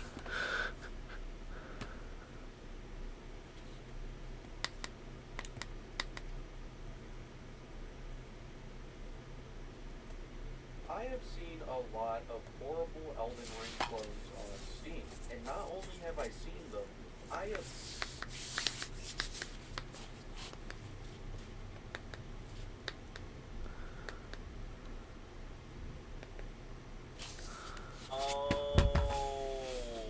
Alright, hello and welcome everyone. So, Steinax Prime also launched with the PA compilations update, and we have the entire PA to talk about. We're mainly focusing on Steinax Prime, we also have the Apprentice and Half-Life Primes to talk about a little bit in this video and show the builds that I'm currently using for them. But talking about Steinax, not a lot has changed with Steinax. It's really great at like our media missions, been able to just do a lot more.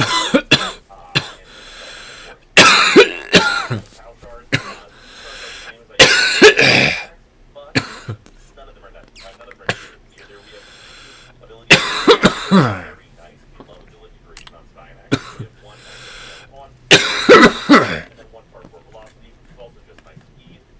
But none of these things are necessary at all to make this they are all very, very nice to have. With that, the actual build for Steinax really has not changed much. There's some other things that I want to show today that you can do. That's mostly the difference of like being able to run things like Arcane Truculence or maybe Arcane Concentration in this slot instead of Arcane Arachne.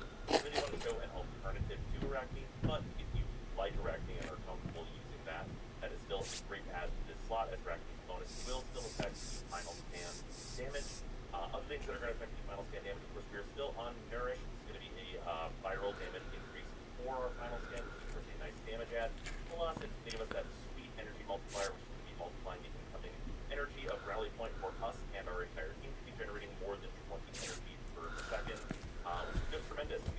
primary fire being functional.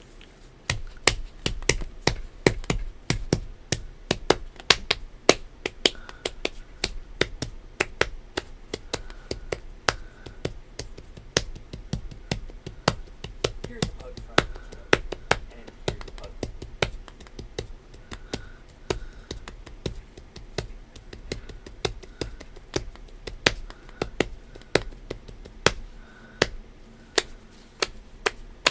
Welcome back.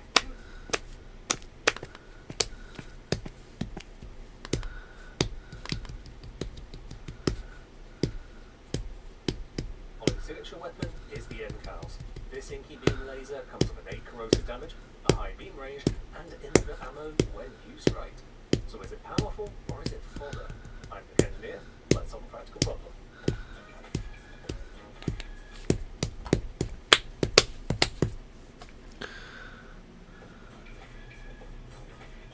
N-Cows comes with a bundle of features that make it a somewhat unique weapon.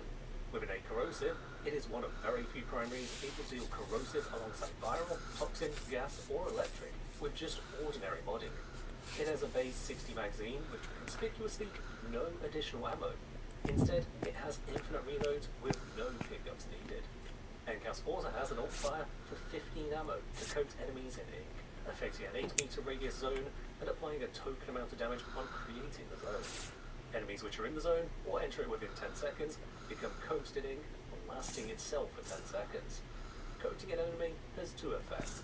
Firstly, the coated enemies regenerate your ammo when hit by N-Cows, creating a net positive if shot for long enough and allowing you to fire indefinitely. Secondly, N-Cows makes non-VIP enemies vulnerable to instant death when they reach 35% health. What causes them to get to 35% or lower doesn't matter, but the instant death effect is only triggered by hitting the target with N-Cows. VIP targets like Acolytes, Demolishers and Bosses will not be affected by this. This insta-kill manifests as a single hit of at least 6 tier critical hit, read with triple exclamation marks. It might be higher, the game doesn't have a means to show that. This critical hit is purely corrosive, deals all the remaining damage needed to kill the target, and with a forced corrosive proc. All modding and attempts to change that proc, such as to end on a very strong gas or blast proc, are fruitless. Not even the elemental god that is Lavos can override this corrosive finale. Being that we have no control over the damage type, but the hit is guaranteed to be lethal, and all that ignores our modding, it being a super duper red crit is only there to make it very visible The to bit us. around the middle N-Cows of comes the with an donut is often 18% whiter, chance, and even it's a not as even a puffy. basic red And when crit. you look at how donuts are cooked, it's actually easy to see why. It's half submerged in the oil, and then it is flipped over onto the other side, and then the other side cooks. So it cooks one side and then it cooks the other. And the bits, near the surface of the oil, that's the oil is less hot, right? Because it's near the surface, so it's escaping. So that oil is less hot. The oil that's underneath it is much hotter, and then it flips it over. And so, again, you always have this bit around the middle that just isn't quite cooked as well as the other stuff, so it ends up being a little bit lighter. It's also less puffy, so no donut actually comes out at that perfectly round shape. It's usually always kind of almost concave actually around the middle. So with this, I can select all of these points here, like so. I have to shift select them. I can't do the alt click around it because it's not technically a mesh. And then I can just scale it in, like turn off proportional editing if you've got it on, and then just shrink it in like that. And that by itself will add just a little bit of realism to this, because that is a detail that your eye won't notice. Everyone thinks donuts are just, they're perfectly round, but they're actually not, right? They've always got this like concave kind of shape around it. So that will add some realism. But then I can add in some little areas here where one part you've got a little bit more puffy on that side, so that part's a little bit raised up. And obviously this isn't as detailed as if you had, if you were manipulating the torus underneath, right? I can't do like, small details. I can't, sculpt in an area or do some crazy changes. But it's enough in a pinch to do something like this. I'm just going to hide my plate. Which, by the way, you can do it by hitting the eyedropper, which is what I've been doing up there. Sorry, not the eyedropper, the eye icon. You can also do it by hitting H. So you select an object in the viewport, you hit H, and then you hit Alt H to bring it back. So H or Alt H is a good hotkey to remember. And then here, so at the bottom here, because yeah, the same thing will happen at the bottom. There'll be parts where like the donut looks a little bit like raised on the plate a little bit, like this, just around the middle here, like that. There you go, something like that. But this is just a small amount of deformation, right? It might seem unnecessary, but it does help. It really does help things to feel more realistic when you go to the trouble of doing some of this. And it's super important. But we can also now apply it. Once I know that I like everything, I don't want to have this like lattice sitting over it forever. So I can just apply that by going to apply and then selecting the donut, and I can also say apply there. And now I can just delete this lattice, and now it's like I modeled that, right? All those shapes are now like baked into it, and it looks good. As I said before, if you did want to do any more detail, you could, shift, select multiple objects, go into edit mode, and then using proportional editing, you could also do some like more targeted tweaks. If you really wanted to, manipulate the donut, you could do that. So there are things that you can do. It does make a difference. It is.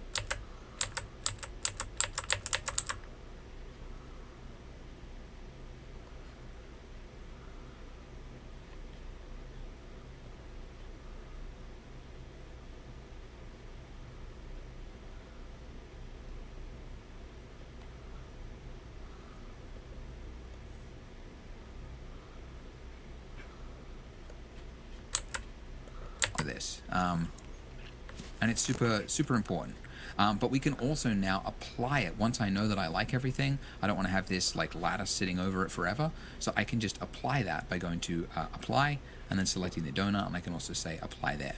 And now I can just delete this lattice, and now it's like I modeled that, right? All those shapes.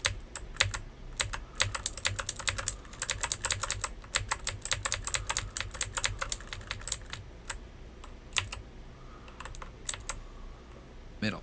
So with this, I can select all of these points here, like so. I just let wheel the other side. However, there are certain tools, changes, both like hit Shift A, and then you go lattice. There's a new option for lattice deform selected.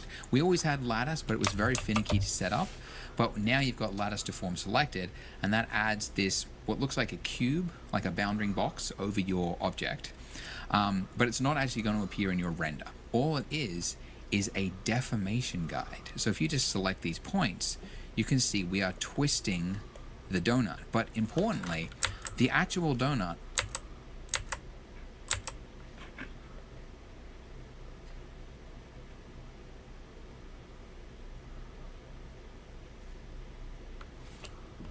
box over your object, but it's not actually going to appear in your render. All it is a deformation guide. So if you just select these points, you can see we are twisting the donut. But importantly, the actual donut is underneath, like this is a modifier, right? So we're not actually changing the mesh at all. It's just doing this after the fact. And then if I just deleted my lattice, like it's gone, it's back to where it was. So this is a non-destructive workflow. These little points here, they enable me to at any point in the future change and deform a mesh, which is actually really useful. And it's because you're not often in the exact circumstance where you know exactly what you're going to do, and then at the end of it, like you know the order in which to do things. Sometimes you're working with a client and they've got an idea for something, and then far later on they're like, you know what, let's change the proportions of the car or whatever it is, and you have to be able to like fix it without redoing all your mesh. So that's what a lattice can do. Now it comes by default with just this low res cube over it, but if down here you click this little data property, for the lattice, you've got resolution here. So I can increase this, I can add in some more resolution here. And importantly, I want to add one in the middle here. Because the first thing you notice when you look at reference of donuts is that besides the lumpy shape, the bit around the middle of the donut is often whiter and it's not as puffy. And when you look at how donuts are cooked, it's actually easy to see why. It's half submerged in the oil, and then it is flipped over onto the other side.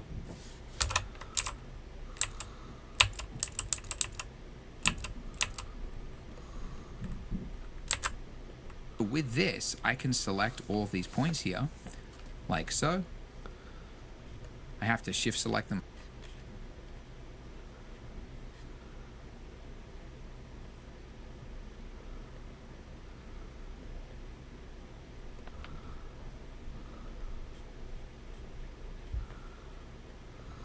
I can't do the alt click around it because it's not technically a mesh. And then I can just scale it in. Like turn off proportional editing if you've got it on, and then just shrink it in like that. And that by itself will add just a little bit of realism to this, because that is a detail that your eye won't notice. Everyone thinks donuts are just, you know, they're perfectly round, but they're actually not, right? They've always got this like concave kind of shape around it. So that will add some realism. But then I can add in some little areas here where one part, it got a little bit more puffy on that side, so that part's a little bit raised up. And obviously this isn't as detailed as if you had, you know, if you were manipulating the torus underneath, right? I can't do like, you know, small details. I can't, you know, sculpt in an area or do some crazy changes, but it's enough in a pinch to do something like this. I'm just going to hide my plate. Which, by the way, you can do it by hitting the eyedropper, which is what I've been doing up there. Sorry, not the eyedropper, the eye icon. You can also do it by hitting H. So you select an object in the viewport, you hit H, and then you hit Alt-H to bring it back. So H or Alt-H is a good hotkey to remember. And then here, so at the bottom here, because yeah, the same thing will happen at the bottom. There'll be parts where like the donut looks a little bit like raised on the plate a little bit. Like this, just around the middle here, like that. There you go, something like that. But this is just a small amount of deformation, right? It might seem unnecessary, but it does help. It really does help things to feel more realistic when you go to the trouble of doing some of this. And it's super important. But we can also now apply it. Once I know that I like everything, I don't want to have this like lattice sitting over it forever. So I can just apply that by going to apply and then selecting the donut, and I can also say apply there. And now I can just delete this lattice, and now it's like I modeled that, right? All those shapes are now like baked into it, and it looks good. As I said before, if you did want to do any more detail, you could, you know, shift, select multiple objects, go into edit mode, and then using proportional editing, you could also do some like more targeted tweaks. If you really wanted to, you know, manipulate the donut, you could do that. So there are things that you can do. It does make a difference. It is important, but you know, it is also optional. But it's an excuse to kind of introduce you to some more tools and things in Blender. So I'm kind of glad that I didn't do it at the start, because we can introduce you to that kind of thing. So, all right, we got a lumpy looking donut. Good for us. Now is the exciting bit. We can talk about rendering, making this actually look good, because this is gray. This is boring. This is called the 3D viewport view. Okay. The reason this looks boring and flat is that this is cheaper for your computer to actually process just the shapes in like a gray. There's no shadows, there's no lighting, there's no surface interaction or anything like that. This is fast for your computer to see. To create that pretty image that looks realistic with light calculations and everything, that is called a render. And you can do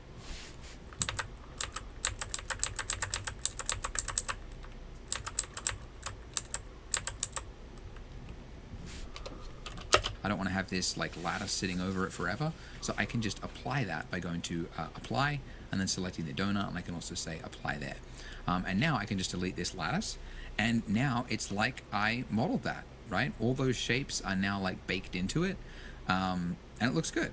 As I said before, if you did want to do any more detail, you could, you know, shift, select multiple objects, go into edit mode, and then using proportional editing, you could also do some like more targeted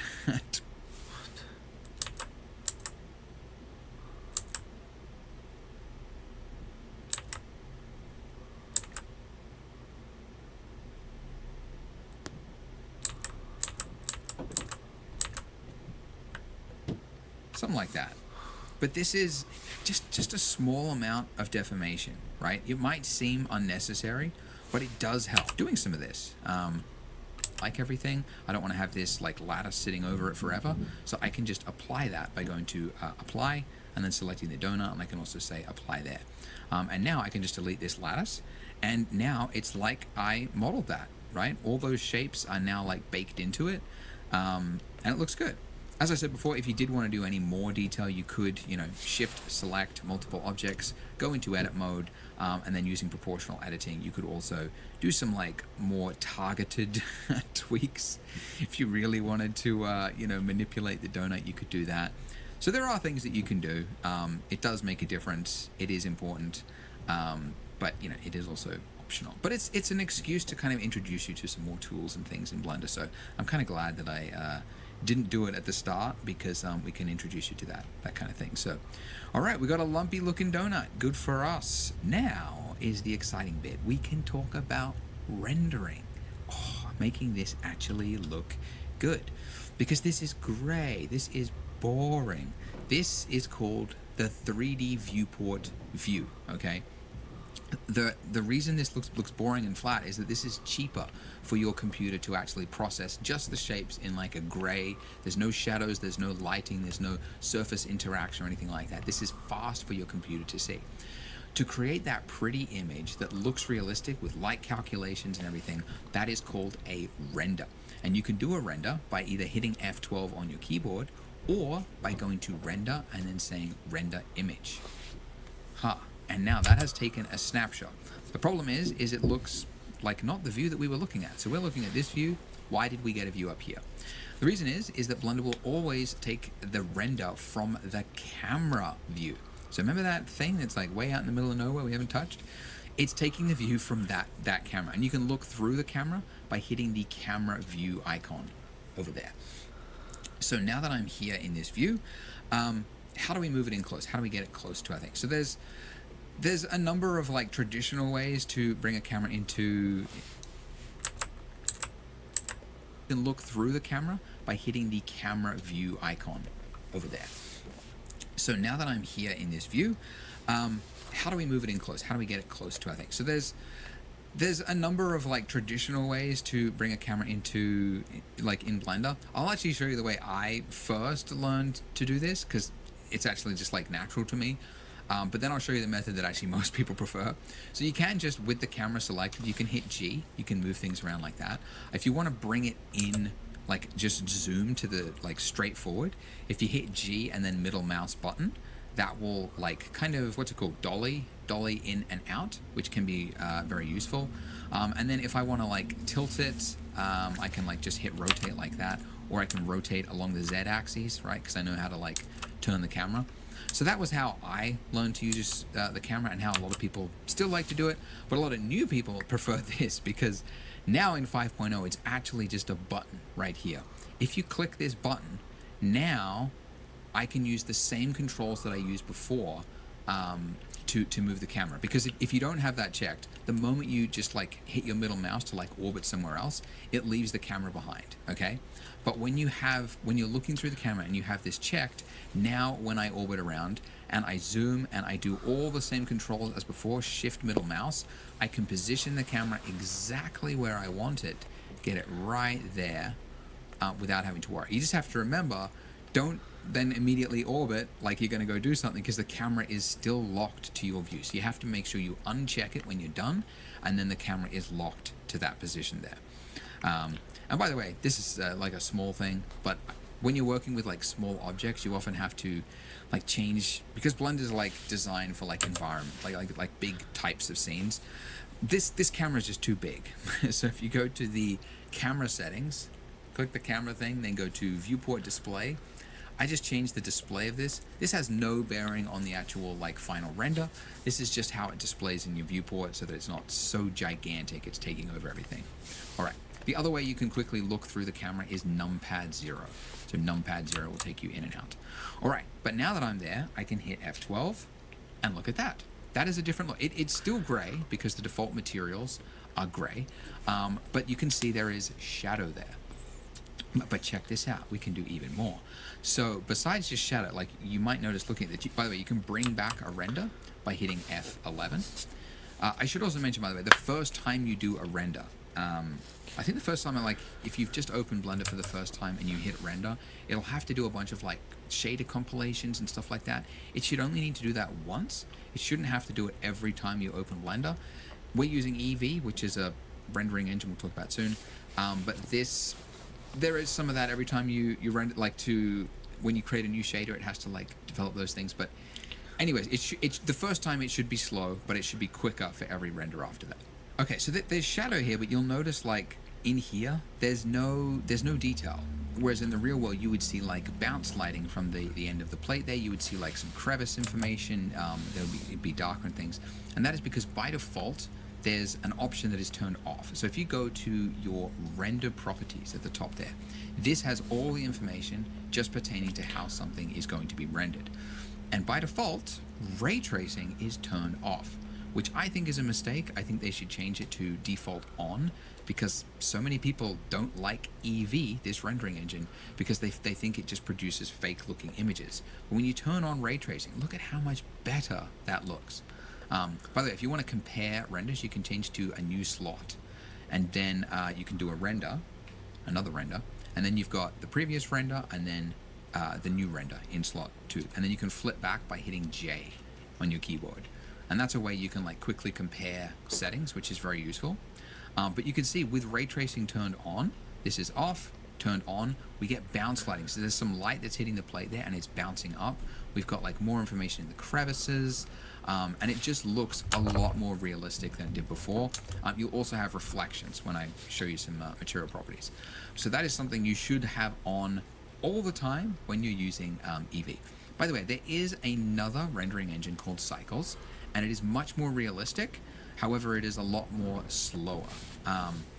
It's honestly, I'm going to show you at the end a comparison between Cycles and Eevee, but it's actually negligible if you know the right settings for Eevee. So I'm going to keep it on Eevee for the rest, which is actually good because Eevee is actually pretty powerful at doing most things.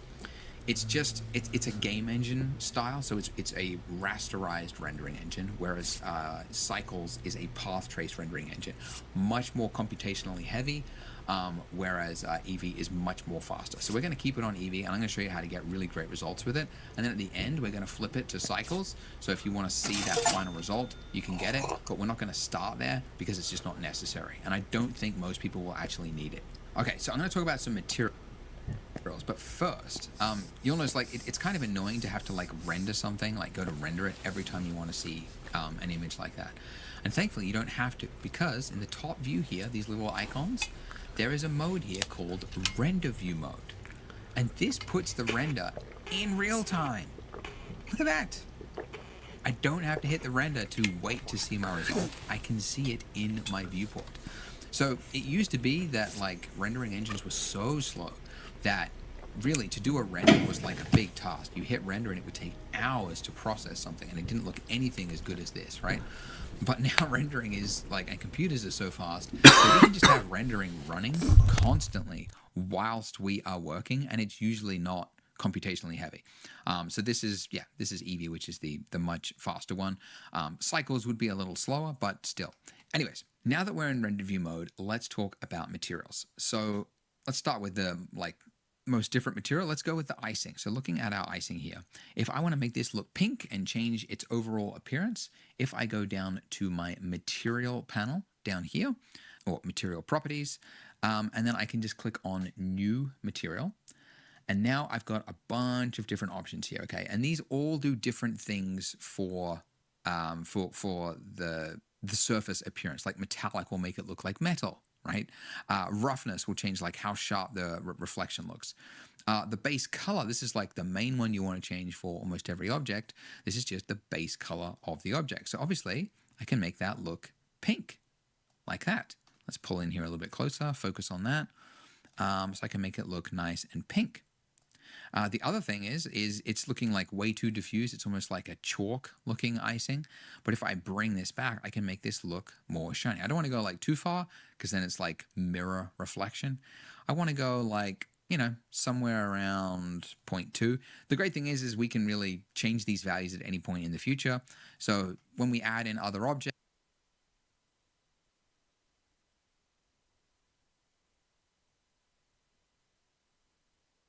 to my material panel down here.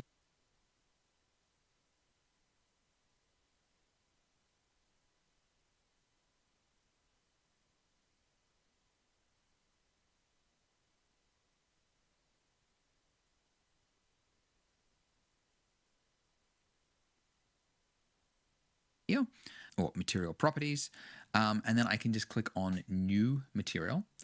And now I've got a bunch of different options here, okay? And these all do different things for the surface appearance. Like metallic will make it look like metal, right? Roughness will change like how sharp the reflection looks. The base color, this is like the main one you want to change for almost every object. This is just the base color of the object. So obviously I can make that look pink like that.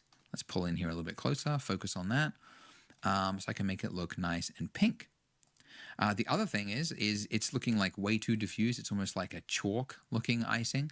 But if I bring this back, I can make this look more shiny. I don't want to go like too far because then it's like mirror reflection. I want to go like, you know, somewhere around 0.2. The great thing is we can really change these values at any point in the future. So when we add in other objects and there's different lighting setups, some of the settings can look a little off at that point. So it's very common to, like, once you've set up all your lighting and everything, to like reevaluate your materials. But this is completely non-destructive. I can change these at any time.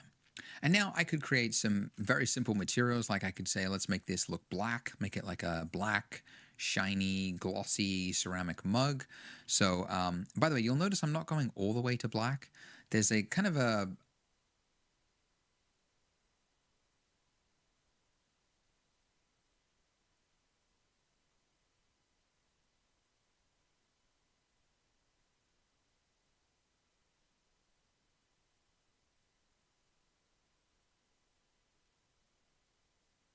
like metal. Now, material prints.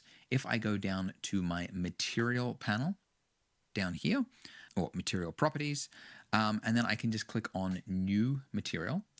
And now I've got a bunch of different options here, okay? And these all do different things for the surface appearance. Like metallic will make it look like metal, right? Roughness will change like how sharp the reflection looks. The base color, this is like the main one you want to change for almost every object. This is just the base color of the object. So obviously I can make that look pink like that. Let's pull in here a little bit closer, focus on that. So I can make it look nice and pink. The other thing is it's looking like way too diffuse. It's almost like a chalk looking icing. But if I bring this back, I can make this look more shiny. I don't want to go like too far because then it's like mirror reflection. I want to go like, you know, somewhere around 0.2. The great thing is we can really change these values at any point in the future. So when we add in other objects and there's different lighting setups, some of the settings can look a little off at that point. So it's very common to, like, once you've set up all your lighting and everything, to like reevaluate your materials. But this is completely non-destructive. I can change these at any time. And now I could create some very simple materials. Like I could say, let's make this look black, make it like a black, shiny, glossy ceramic mug. So by the way, you'll notice I'm not going all the way to black. There's a kind of a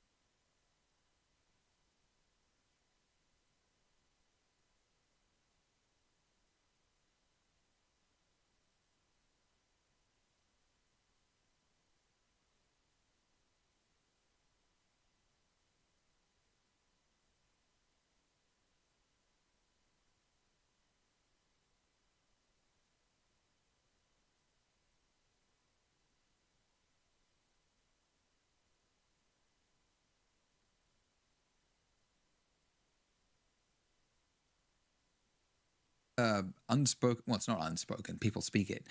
You shouldn't go fully black or fully white, or like same with like colors. You shouldn't go like 100% saturation on a color because things start to clip. It's maybe a little outdated as like now color management is getting so good. It knows actually how to handle saturated stuff and like dark things, but it's still like a general rule. You never want to go like fully black because things are never truly like the real black is Vanta black, right? Which is like just this material which is like scientifically created to like emit no reflection, simplifying it, but yeah. So like things will, even a black mug that looks really black to you is probably not entirely black, so it's still, there's going to be a little bit of lightness to it, so I'm just adding that in there. The roughness, this is where I can make this, if I wanted this to look like a, shiny ceramic mug, I could do something like that. These are just placeholders, by the way. I'm just using this as an example of how to create very simple materials. The plate here, let's go, make it just look a little bit shinier than by itself. And then the donut, let's go give it a, brownish, lightish color like that, make it a little bit darker, like so. Another value, which is super important for something like icing and the donut, and it's really important for just two things, which is food and characters. And it is that when light hits objects like this, they are mushy, right? They're made of like organic matter, and so light actually enters the object and it kind of scatters around inside it and then it re-exits it. It's the reason why when you like look at your hand in front of a light or the sun or something, you can see the light shining through. You can even see your bones through your hand if it's a bright enough light. So it's called subsurface scattering, and that value is underneath here where it says subsurface. If you go down here, you want to turn the weight all the way up to 1 because this is not the intensity of it. This is just like, apparently this value is supposed to be 0 or 1. It shouldn't be somewhere in between. To control